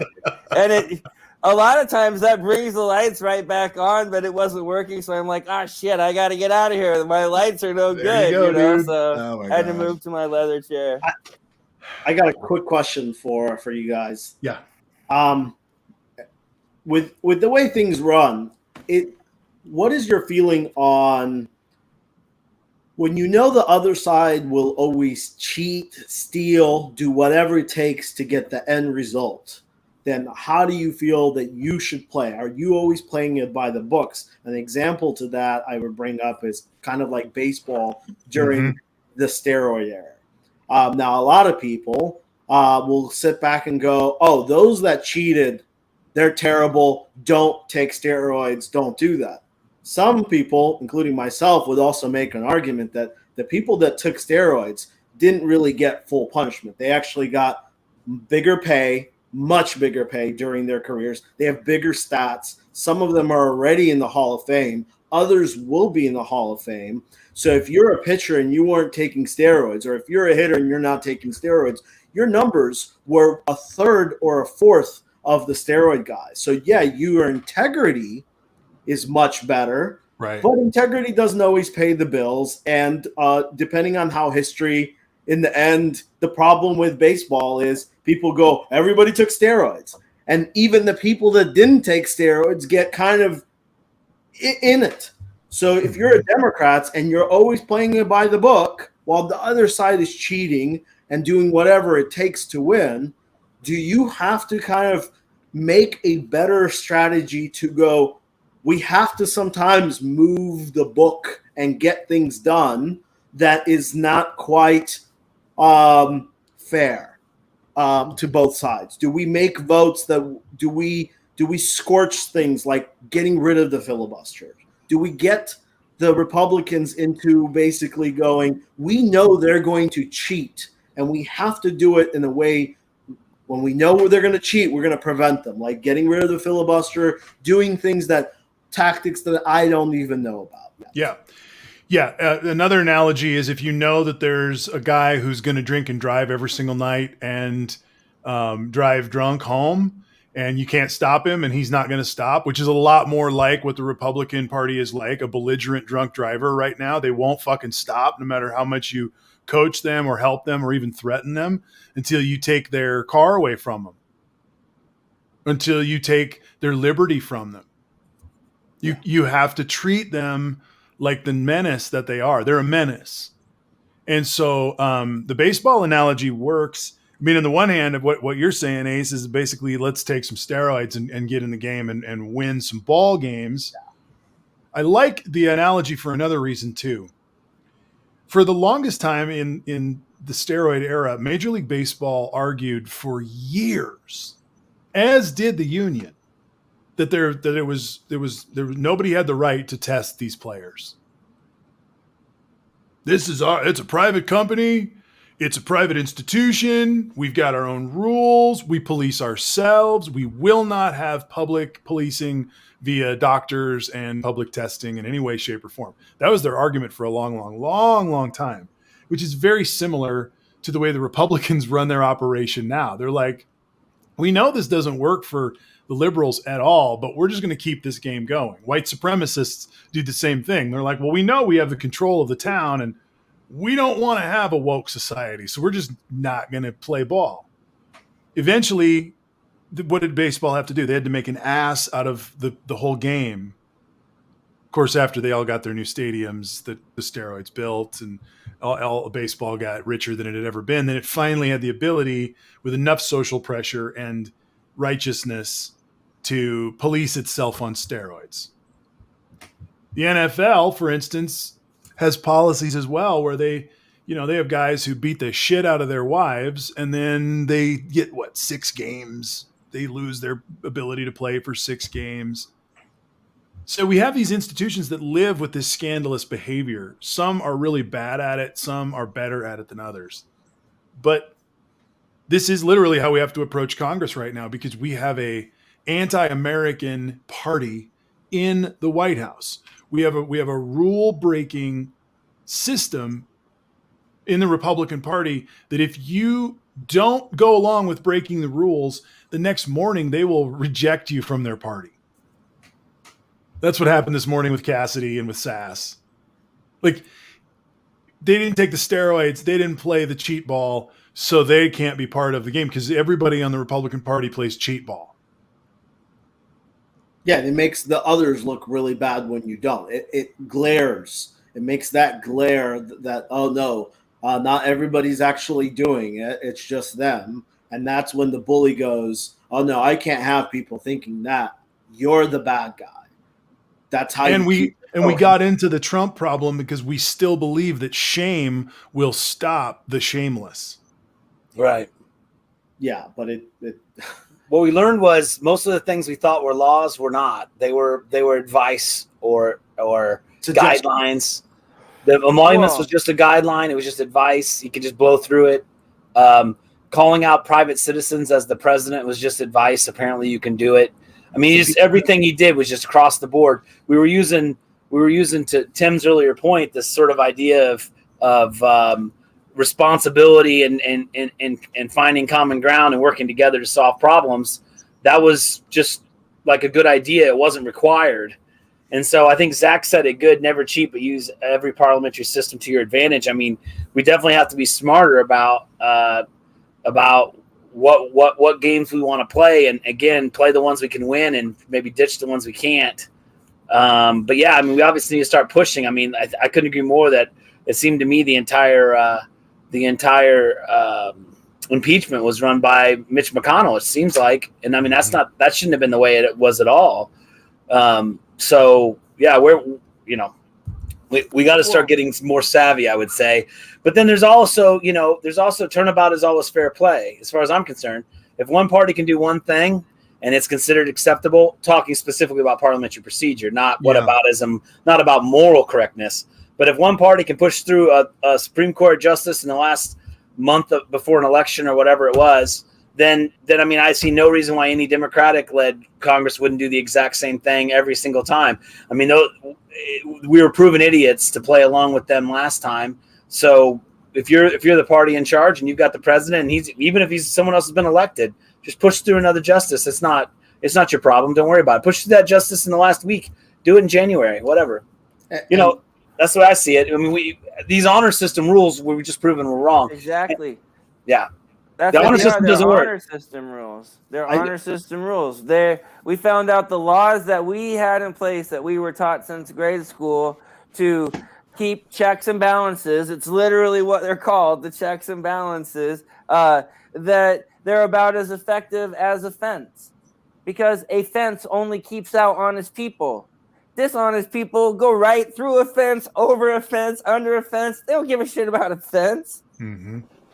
Yeah, and I think that, as you could see, we have to kind of learn from Republicans that basically just because it's not bipartisan, it doesn't really hurt you all that much. As long as it's a good policy and your people like it, you'll get reelected. So just like on this stimulus bill, I don't care how they do it. I don't care if they don't get one vote. I don't care if everybody on the Republican side like sends out censures and does whatever they want. Pass the stimulus bill. It has a huge popularity rating. Don't worry about, we don't have enough Republicans. If you want to do gun control, do it. Don't worry about the Republicans. You have the power. Go and do it. If the Republicans want to join, good for them. If they don't, screw them. Do it anyways and win because you have the better policy. If you were to lose this much and you were a team, as the Democrats have lost all of these legislative one-offs, face-offs with the Republicans over and over again, you might look at your sources as well. And another thing I think is important for Democrats to move forward is to stop listening to some of these sources that they have been listening to, which is while the New York Times and the Washington Post do some incredible reporting around the shenanigans in Washington happening, they also get the opportunity to set the agenda and the mentality of success or what to fear. Stop fearing what those people fear. Stop listening to their bubble. What we've learned is that nothing that they've said worked out. Nothing that those media sources promised has come to pass in terms of the threats or the promises. But what works is, and I think this is where Joe Biden has his eye on the ball, he knows the hearts of hurting people. And he doesn't have to, it's not, he's not being romantic about it. He literally knows that's a demographic out there that if he can get 10 grand in their pocket somehow, it's going to turn them from upside down to right side up. And there is never going to be a deeper relationship with a politician in the next 10 years than that moment. It doesn't matter what MAGA says. Yeah. And my wife is happy. The people are going to say, my wife is happy finally. Or my kids are happy finally. Like, that's going to change things. Yeah. And the same thing with gun control. I always I always tell people there is a section of the public that will never, ever, ever vote for Democrats. They won't. Same thing like there's a section of the Democrats that will never, ever vote for Republicans. And the people that want guns with high capacities, I don't think that crew's ever voting for Democrats anyways. They're never going to do it. So pass the popular policy, which is more gun control. That doesn't mean they're going to take your guns. They're not going to do that, but there should be more gun control. There should be assault rifle ban on new ones, which is what he's talking about right now, is more background checks, easy policy, more no high capacity magazine, assault rifle ban, not taking them away, just banning future ones, and then writing laws around if you have them currently. And if you piss off some people on the side that want those things, they weren't going to vote for you anyways. Yeah. So don't take their numbers into effect of popularity, because in the end of the day, you are up there because you got elected, because the most of the people want you to do a policy. Do it. Don't worry about the smaller percentage. And I think we need to name the fact that our new habit needs to be,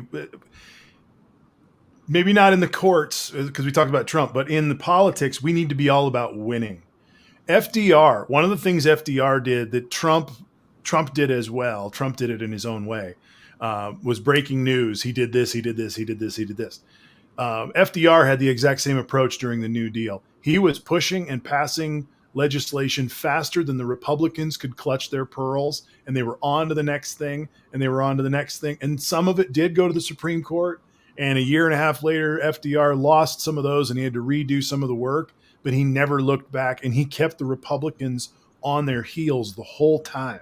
Right now, even up until tonight, whenever we get back to this stimulus piece, the Republicans have still had the advantage in setting the pace of the game. Joe has the ability in this recess and then out of this recess to take that away. We'll see if he does it, but that's the only way to beat these people, is to just start winning 51 votes at a time. And I don't care if Harris has to be the winning vote every single time. And hoopla. We need the big hoopla about the wins. One thing that Obama did a really bad job about is making his wins and cramming them down people's throat as a win, which is what Donald Trump did, even though when he didn't have wins. It's basically when you're passing policy and it's successful, you keep on telling people this is an awesome policy. You keep on kind of making it a big deal so people don't just forget how big of a deal Obamacare was. Spike the football. Spike the football. You have to spike the football. When Biden hits, I mean, I'm thinking he's probably going to hit 175, 200 vaccines, 200 million vaccines in 100 days, I'm assuming. Mm-hmm. When he does that, there needs to be, I need to hear that for weeks of the accomplishment. I need it to be, it's not for us. It's not for us. It's for the other side of going, look at this huge win, and making them not go, oh, it's not that big of a win. Oh, no, it's a big win. It's a big win. Look at this win. This is a huge win. Yeah. Look at how we're not losing all the time anymore. Yeah. Right. Yep. Exactly. We also have to watch out, by the way, for the torpedoes. One torpedo is Mississippi passed a law that said basically trans women aren't women and can't compete in female sports. Mm-hmm. So we have to watch out, because Mississippi is just dead set on being the worst fucking state in every single fucking stat. Sorry, Mississippi. Maybe if you start voting blue, you wouldn't suck at everything. I mean, everything. But anyway, this ruby red state of Mississippi, shit fuck Mississippi, decided to pass a law that trans women aren't women. And so mark my words, this is like North Carolina's trans bathrooms. They want us all to argue about trans athletes. And don't get me wrong, you might have picked up on my stance. I believe trans women are women, so I think the issue's dead. But we have to be very careful that we don't let a Mississippi trans athletes take all this focus we should be putting on all these other gains. You know, if we're gonna get rid of the filibuster, if we're gonna do DC statehood, if we're gonna do Puerto Rican statehood, those still need to be priorities, because quite frankly, you're not going to solve an issue like trans athletes if we keep letting gerrymandered districts control the presidency and senator seats. So we have to all get a lot smarter about, what we do. And again, don't get me wrong, it's a big deal. But I will warn you, the reason I think this is the next red herring is because the day that they heard arguments in the Senate chamber about impeachment, Roger Marshall, my favorite man on earth, was on Fox News talking about how he's for women's rights and he thinks biological women should be protected from these trans athletes. So he chose this issue at that point. Within a day, Mississippi had passed it. So I'm just saying, I think there's a decent chance this is going to be our new trans bathrooms that we get to have as the gay marriage and all these hot topics. Again, don't get me wrong. There was a right and wrong side of those issues. But, I mean, gay marriage was an issue for what, 12 years, 15 years? Mm-hmm. It was an issue for a very long time. And, of course, it was also a very small issue. Don't get me wrong. Again, I have gay friends, and I'm glad they're married. But we have to be very careful, though, that we don't get drugged around by our nose on some of these social justice topics. You know, we should fight bills like this that are hateful to transgender people. But we also need to keep our eye on the prize and not just spend every day for the next 3 months talking about this Mississippi law that the Republicans are passing because it's a red state and they can do whatever the hell they want.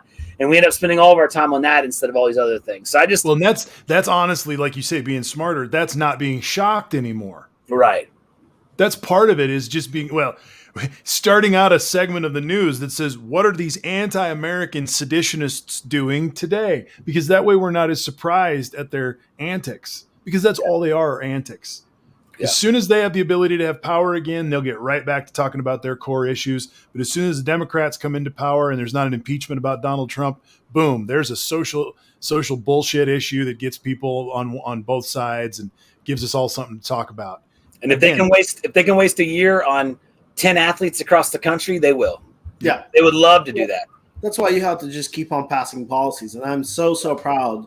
Joe Biden is doing, he's doing a great job, really. The stimulus bill is cooking, right? It's in the oven, it's ready, and he's already making another thing. He's making mashed potatoes. He's like, okay, while this is in the oven getting ready, let me get to gun control. He's not literally showing people that I can do multiple things at once. The stimulus bill, they're working on the language. Let me do gun control. I guarantee you, as soon as that gets moved, in a couple of weeks, we'll hear a third thing. It'll be either immigration, green. It'll be green. The green one, I'm thinking he might have to wait on because the price tag is so high. The relief bill will get tanked.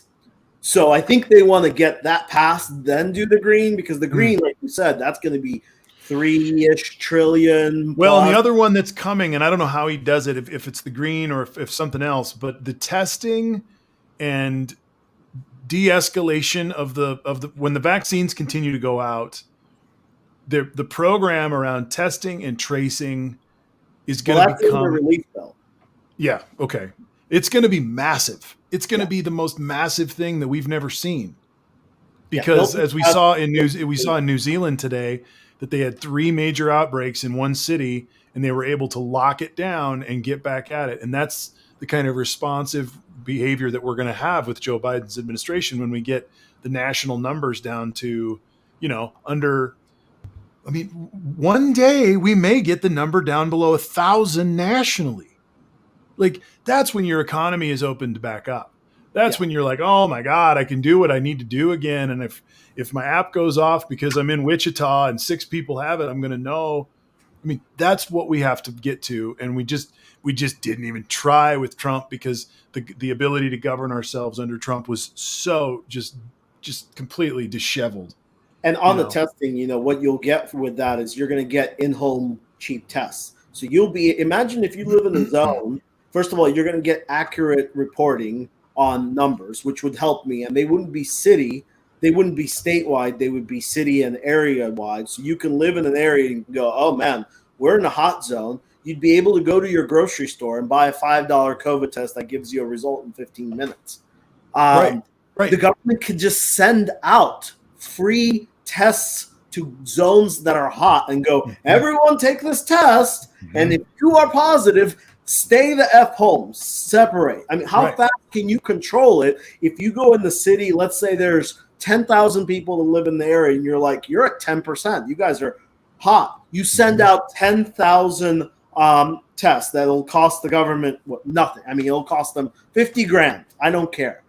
And in 1 week, you send them out a couple of tests. And by the way, the test can be kind of reusable as well. So you can send out 3 to 4 tests and go, everyone test yourselves, please. Yeah. You're sick, stay home, separate. You can really nip this thing in the bud. You can't do that when you have 80,000 people getting infected a day, because that 80, each one of those persons sees 3 to 4 to 5 people. It multiplies to 200,000 to 300,000 people just rolling every day. Every day. It never Every ends. day. That's how testing does it. That's how these countries will do it. By the way, do we want to call out our Cuomo for his unethical behavior last month or two? Did you guys hear Cuomo? He reported the deaths, but instead of reporting the long-term care deaths, he put them somewhere else and just general deaths or whatever, because he was under investigation for his earlier policies of placing people in long-term care homes, and then of course which caused some spread there. I would still argue they had no other place to live, but that's really not the point. He apparently was underreporting. I believe it was it December and January, or January till now. He was underreporting his long-term care deaths. So he's going to be in deep shit for that, and he deserves it. I mean, that's cooking your books is always wrong. And if you don't, if you're not going to report your numbers accurately, you could have just stopped reporting numbers. You could have stopped subdividing all numbers. You could have made several decisions that would have been somewhat ethical. But if you're going to report long-term care deaths, and you cook them, that's a serious problem. And you're talking about literally life and death. Now, they had a family on. This is a weird thing, though. They had a family on whose family member died in long-term care. And they're like, I feel like it undervalues my parents or something. It's like, you were told your parents died and you know where they died. I was just sort of confused why a family of to me, it would be much more of a problem for, I guess they might say something like, I would have made different care decisions maybe if I would have known it was so deadly to be in a long-term care facility. Or anyway, I don't know who the victim of that misreporting is, but it's an unethical behavior from a government official, and it should definitely Florida. Yeah. I can give you that, but I guess I'll get to that as soon as we're done looking into the DeSantis administration. Sure. And that's what and the anti-mask. What about that doctor that I still don't understand how he has a license. The doctor that was anti-mask. I mean, Dr. Atlas. That's a much bigger figure, because that's a government figure that gets backed by the United States government, that's out there saying masks don't help and basically making COVID deny. That's a lot worse than underreporting numbers. There were two. I do think it's worth looking at all sides in an ethical form. I do think Cuomo is deserving of criticism, so I'm not poo-pooing it, but. Yeah. Again, back to playing smart politics. At this point, self-analysis is not part of my game when it comes to, at least in public. I mean, DeSantis, we should definitely look at DeSantis. If he was underreporting because he wasn't doing any testing and blah blah blah, that's one thing. If he just chose to not do a responsible amount of testing, that is a problem, and that should be dealt with too. But I'm sorry, it sounds like Cuomo really screwed the pooch and lied to his people, and I think we got to call it out now. Fair enough. Yes, let's look at all of it. There were two urgent care doctors that had a video. They were also in the crowd with the succubus lady, succubus lady herself. There's another doctor, right, that was also in that group that was actually found to be in the Capitol during the insurrection. By the way, I don't know if you guys have got that cross thread. So we have a lot of people that need to go back and honestly lose their licenses as physicians, because it's one thing if I stand here and I say hydroxychloroquine's great, it works, blah blah blah blah blah. That's just my lay opinion. I've done my research and I've decided it, which by the way is not true.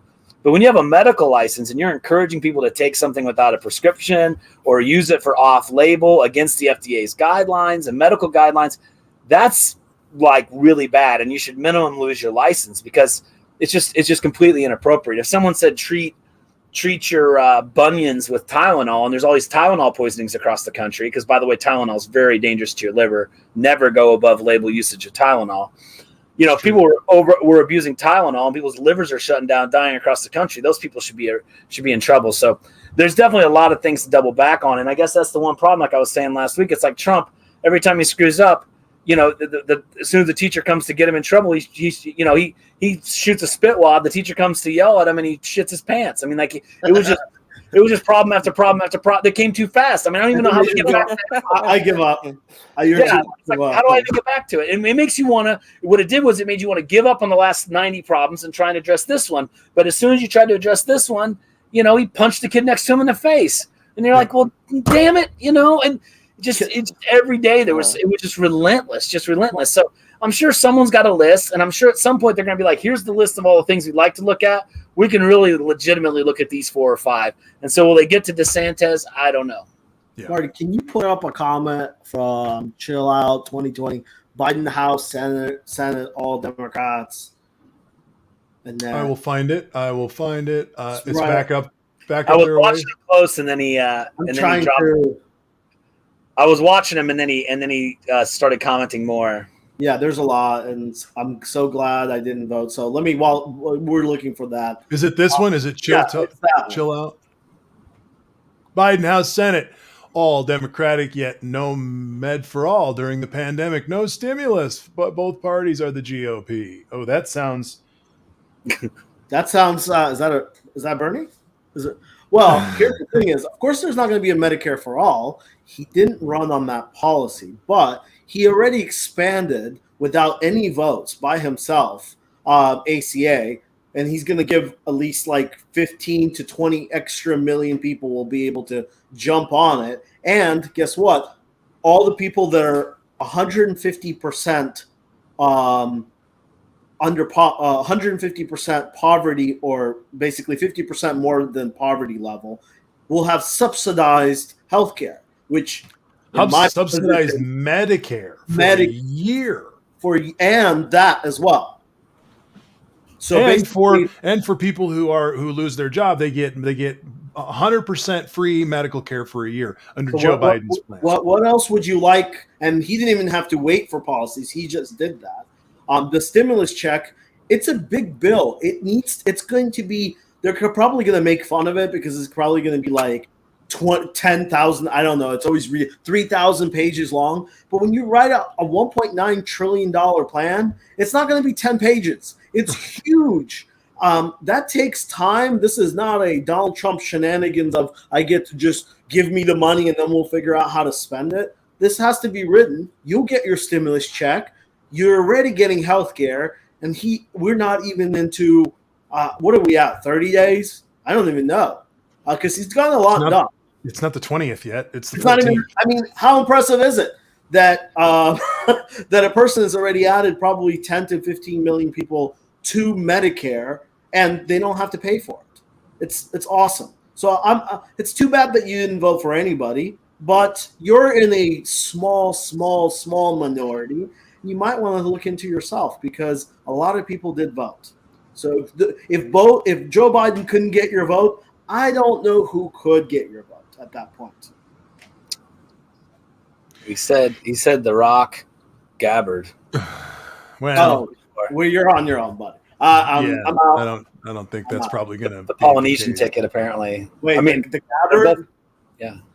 She's not even. I don't even know what she is. Is she a Democrat? No, for some reason, like the Q folks really latched on to Gabbard because she's a conspiracy theorist. I guess the Gabbard somehow got some crazy love from the ultra conservatives because they were just like they railroaded her and all this. It's like no, she's a terrible candidate. Well, ultra conservatives are. We now understand ultra conservatives are anarchists. They love what will blow up. Things. Exactly. So for and the Russians that feed them. Yep. Tim, I'm sorry I cut you off. Go. Nope. I was just gonna say I agree with everything that Ace just said. Look at that. That's a first. Look at that. Biden said one day. I mean, again, it's only been 20-something days. What do you want from him to do? As a legislator, you want him to just send you checks? Also, he announced this before day one. He was actually laying this out weeks before he took over on the 20th. That's right. That's what I was going to say. It's called the Affordable Care Act. So that he didn't just say everybody can have it for free. He invited people who could afford it to buy into it, and then if you can't afford it, then you need to have some assistance. Make that go away. I'm not even going to address that person. Okay, you're on your own. Yeah. You're the MAGA of the other side. Yeah, Congratulations. it doesn't And keep it on the rails, or you're going to get muted. Yeah, Yeah. that's just the 2,000 way it goes here. 600 plus 1,400 is 2,000. If you need any more We're help, all crack trying a to book. work it out, though. You know, we're Crack a all trying book. to work it out, man. In this show, On both chill out. sides. You haven't been around, chill out. But in this forum, which is ours, 600 plus 1,400 equals 2,000. Promise kept. So you could have whatever opinion you want. We respect it, but that's been settled here. And they were running on 2,000 before the $600 was passed, or even getting close to being passed, because originally the Republicans didn't even want to have any kind of stimulus checks. So don't do that. Also, you are basically being the MAGA type of person on the other side, because you're spreading conspiracy theories, and this is what MAGA people do. So I don't know if you want to be on that side where. Sorry, buddy, I muted him. He doesn't. He didn't want to take the House rules of 1,400 plus 600 equals 2,000. So I'm done with him. Sharp Austin asked the question of the night, and here it is: is Biden going to decriminalize marijuana? Thoughts? Yes, he is, and I believe that it's going to happen sooner than we think. It might happen right around April 20th. For those of you who might understand the significance of that date, but this is part of his anti-private prison stuff and his beginning of dealing with jails and sentencing and all of that, and it's going to go directly to marijuana decriminalization. The legislation is already in the Congress, and the Senate was supposed to be taking it up last week or this week, and I believe that they'll have the votes to pass it. I believe we will have legalized recreational or legalized cannabis or descheduled cannabis from the Schedule 1 nationwide. That will allow for states that have legalized to continue on with their process, as California has expunged people from the California rolls in the jails. Joe Biden promised in the election that he would do the same to the federal laws. So people who are doing federal time for a joint or drug or marijuana would be expunged. And what that does, I can speak from that in Colorado, where I live. What it's done in Colorado is it's taken a class of people who were put into a secondary citizen class based on use of cannabis and lifestyle, based on the Just Say No stuff by Nancy Reagan, the morality by Christian evangelicals that judge people, and the punitive laws that allow cops to basically fund their entire cop shop based on marijuana. And they're the ones who hate it the most, because it's the money train goes away when they lose cannabis as an illegal source. That's how they buy those cars and those tanks and all that shit.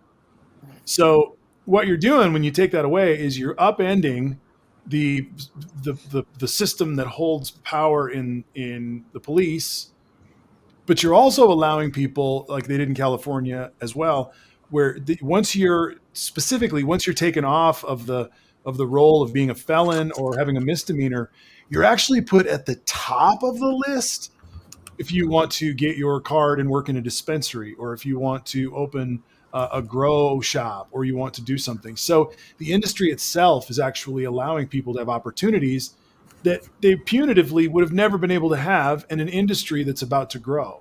If you drive anywhere in Denver, where it used to be an empty, old, shitty building, it's currently a full building with grow lights inside of it, especially if it's a shitty old building.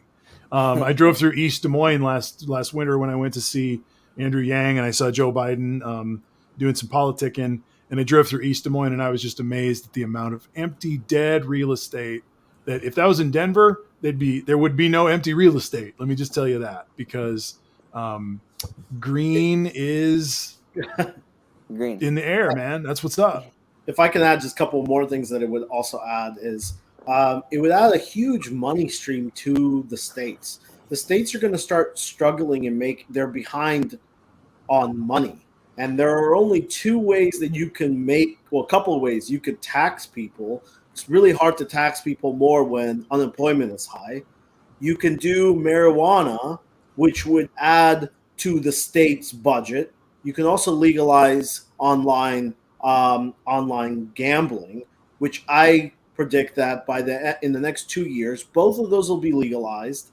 And because the states are going to need money, The other thing that legalizing marijuana, what the states will do, they'll tax it. They'll also add a huge amount of funds to prepaid addiction centers of all kinds, not just marijuana. Where if you don't have a lot of money and you're struggling with addiction, whatever it may be, it's an expensive program to get into unless you want to go into a really bad one. And those are not good. You probably know about that. But states like Colorado, my understanding is they do a great job for rehab places that are not, you're not shunned. And the other thing is, if you have a criminal background because of weed, you can't get a good job. That's right. So now that gets expunged. You're back to being a normal citizen and looking for a normal type of job, just like everyone else. Which also helps the state on a couple fronts. You have a taxpayer again who can go work, and you're not spending $61,000 to $68,000 a year to keep someone inside of a state prison or a county jail because they had some chronic in their pocket. Jeff, have you had ice cream yet? I already answered. No, the ice cream has not been delivered to. What? Don't you have a bell or something? Like an ice cream bell? He usually just comes down and interrupts, but he hasn't done it yet. Oh. The timer is off upstairs. The funds are really important, and they might as well just start using. Interestingly enough, it also legalizing it, and this is just a weird little thing. If you decriminalize it, a federal government, the shops that run it are actually going to be they're going to be run better, and it's actually going to be a little bit more fair game for them, because right now they're getting epically screwed. And the way they're getting epically screwed is because it's federally criminal. When they pay their taxes as a business, they cannot write off anything, including employees. They have to pay all the money. So if let's say they get $1 million in the year, they have to pay taxes off that million. And then after they pay taxes, they pay all of their people. Not like every other business, which goes, I made $1 million, but I paid staff $500,000 and I have $500,000. I need to pay taxes off of $500,000. Not if you run a weed shop, you don't. You have to pay it off of all the money. Because of that federal government classification. And the other thing that you can't do is do digital currency because of that classification. So a Colorado dispensary will have to have some heavily armed dudes roll up to carry loads of cash in and out of the store, out of the bank, because they have to deal in cash, which means that's dangerous for a lot of reasons. And so the fact that they can't just do commerce like every other business in the world, where they're not having to run around with loads of cash or pay staff people to have guns on them to protect the deposits of the day. That's the kind of stuff that people don't know about unless you've lived near it and have kind of watched the nuances of it. There's a lot of little things that create high drama for people who are in that industry. So yeah. Can we talk about digital currency, or is that too not like digging into it? Just I'd love to talk about digital currency, but it's getting a little bit late. Yeah, and we've got a lot of ground tonight. This has been a weird show. We kind of all started out tonight not sure how far we were going to get into this thing, and we were all tired from the impeachment. But here we are. We've done another 2 hours and 15 minutes. Love talking to you guys. Happy Valentine's Day to you, by the way. Yeah, happy Valentine's Day. Yeah, happy Valentine's Day, you guys. Heck yeah. It's awesome when you're, I guess. So Valentine's. Yeah, You've never told us your whole story, Ace. We don't know what to tell you. We don't know what to say, man. Be my Valentine, Ace. I plead ignorance. There you go. To America heals. To America heals. America heals. Hells yeah. Thanks everybody for being here. We'll be back on Thursday night. Tim will be back with us next Sunday, most likely. And Mr. Luke Red Blue will be with us on Thursday for this week.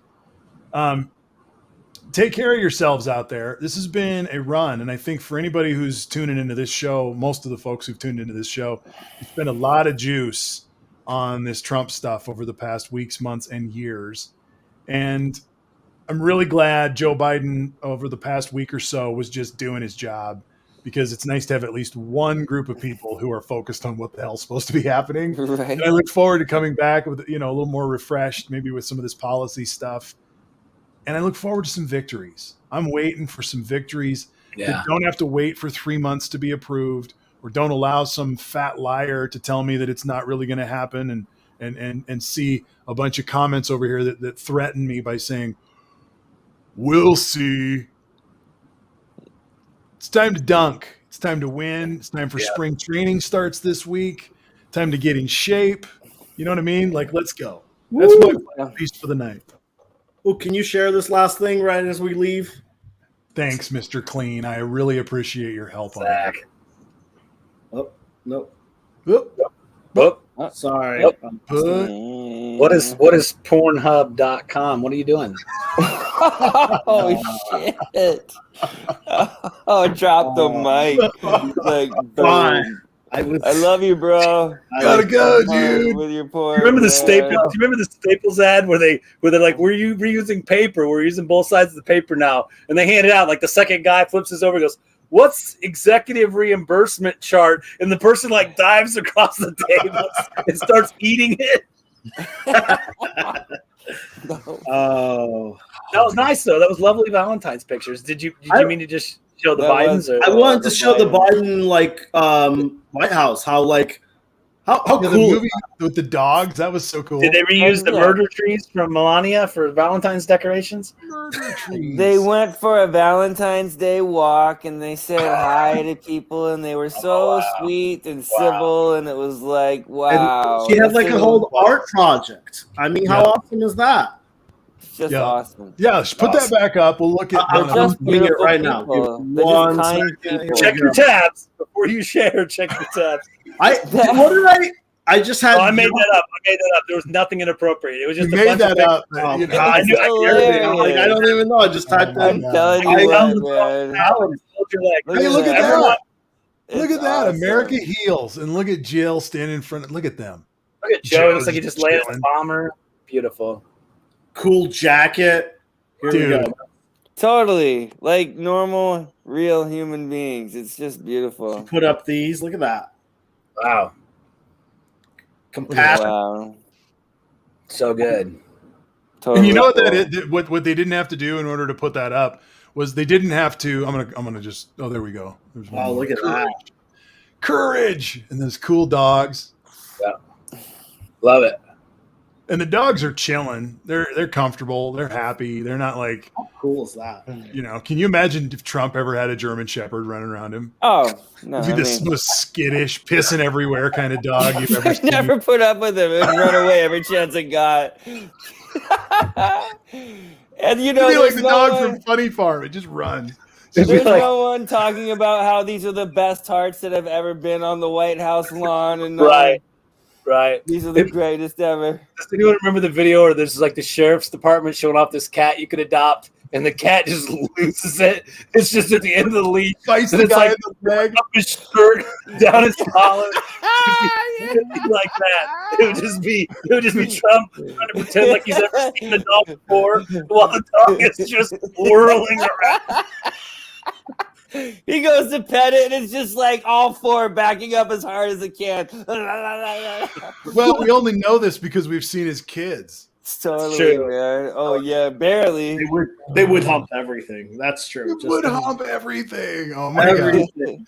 I bet those these- dogs are in Biden's bedroom, Chair. Hump everything. Piss and hump on everything. All day. Be fucking Trump's dog, man. Better not be an ex-drug dog and it'd have a seizure the first week. Yeah, right? We get into his Never get. It'd be like, why is that dog always in his Sudafed drawer? Why's that dog barking at every Trump child? Ex-drug dog. Sorry about that. That's... All right, those were all on that cheap note, foods. I think it's Yeah. great that we close for tonight. Thank you, everybody, for being here. Any last predictions before the week kicks off? I don't know if there's anything to even predict at this point, but I thought I'd ask. I missed last week by one. Did you hit it dead on, Ace? Did you say 7 and I said 8 last week? I can't remember, but I bet 7-8. Yeah, you guys were there. I said 25 plus, so I was a little Well, hopeful. and I liked what you were thinking that it might watershed. And if if it had gone above 9, I think you're absolutely, you know what I mean? If it had got to the point where it's going to be tight, let's not forget that's 57% of the Senate. I mean, that's a big number. That's a lot of people. It is. And And Mitt Romney, one thing I didn't say earlier, did you hear that Mitt Romney and was it Mike Lee? No, it was Mitt Romney and who the hell was it last night? Got into a damn near fisticuffs. Got into a whole thing, yeah. Wow. After Mitt a guy Romney threw got down? killed. I gotta go look that up, man. Like, Yeah, I don't check it out. understand I why don't know you- the details. Why would you even have an issue with Mitt Romney? He almost How? got killed. We just saw the video. Oh, Like- they were going after Romney, I think, in the room outside of the Senate, and it was a comment. It was Ron Johnson, is who it was Ron from Johnson. Wisconsin, and he was making comments Green about how Ron Johnson. Can't tell treason without Ron. Mitt was. That's true. There's But a billboard put up, by the way, that says that. That Mitt, that's a good bulletin board. Where's that at? In Wisconsin? I don't know. I just saw it like on my Twitter feed right before I came in here. Well, anyway, Johnson was yelling at him that he didn't love Trump enough, wasn't offended at it basically wasn't strong enough. And that's going to be the place where that throwdown happens. So Had he ever met Mitt Romney? Like, what an idiot. Yeah, Mitt I Romney's think- fine. He doesn't. Mitt care. Romney doesn't give a Mitt shit. Romney, he doesn't have No. to care. And I'd pick Romney in that fight big time. Oh yeah, Ron Romney's always got Johnson's good a reach. skinny little shit, man. He wouldn't stand up to Mitt. Mitt's a big dude. He's got that reach, man. He just come down on his head, boom. It's never going to happen. We're never going to see a No, Republican we'll never rock see him, it. stock him. Thank You you, never know. That's my prediction.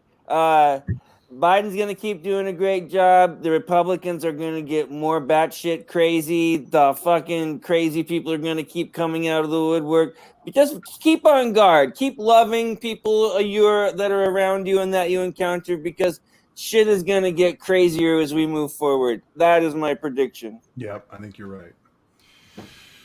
And with that wonderful note, thanks, Tim, for that as we close tonight. But it's true. Keep our people close. Love your neighbors. Bundle and up. Bundle up. For those of you who are cold, it's going to get colder. So -2 right now here. And Jeff, I did see your Periscope where you did the boiling water. I was impressed. I feel like the next time you do it, maybe you should do three prepped pots, so we can kind of test something. But I was just curious. If there They wasn't say it's supposed to be -20 and the water is like supposed to literally be boiling. If it gets below 200, it won't do it at all. So I don't know. So I may do a scope tomorrow. I've got one of those weed burners. It's Yeah. like a torch that you can go out and just singe the shit out of the weeds in your driveway. And I've seen people move snow with those things. So I may go out and do that tomorrow and just shoot a 20-foot, bit of fire and see what happens. So you've got like a flamethrower, is what you saying? You're just gonna run around I with a got it at Home flamethrower? Depot for Father's Day Right. 2 years ago. Sweet. So It's a great Father's Day present. Every dad needs a flamethrower. Fuck Friend of mine did leaf blower. And he had pretty good success. I was pretty surprised because when it's this small of little and it's this cold, it blows really nice. My snowblower was like dreamboat today. Like did an amazing job compared to normal because little bitty grain, like powder snow and 2 degrees. Like it has no chance to get hot. How cold is it in Georgia, Ace? It's 42. Okay, so you're gonna We're cold here. you're cold. That's cold. All right. Yeah. We were -10 here today, so we'll keep that up for you. Yeah. Shut We're down. like a 4. That's -6 tomorrow morning. It's supposed to be -6 4 tomorrow. right now. We My don't- head- And like I had a bottle of orange juice in the garage, and it's all over my floor because it evidently got up to about 30 today and cracked. Oh, well, I left all the chocolates out in the garage to hide it from the kids, and I gave them to Catherine. She almost busted her teeth on the frozen solid chocolate. Congrats. That's Congrats awesome. on that. And by the way, the orange juice broke when it was cold, and then it thawed when it got above freezing. Well, and I do Broke think when it another- froze, and then when it thawed, it became a spill. Correct. Thank you. But I also, as I was sort of confessing to my wife earlier today, I do think I kicked it the other night. Probably could have also put some alcohol. Yeah, you did. I know There you. you- You definitely kicked it, bro. Just forget Kind of about pretend. I'm kind of remembering a time late at night as I was running through the garage, and I kind of went kunk. And the next day, there's a Yeah. So we all know who to Next time, blame. put more out. Just put some alcohol in there. Mix That's it up. There you Sure. go. Problem solved. It's still keep it- good. It's keep it still liquid. good. It does feel good to laugh. All right, everybody. Have a good night. Peace out, and we'll catch Thank you, everyone. Share and retweet. Thank Follow you. us. Yeah, please retweet, follow, and we'll keep We this got thing only going. like 1 month left. I know. We'll figure it out. We'll figure something out. Peace, guys. Thank you, guys.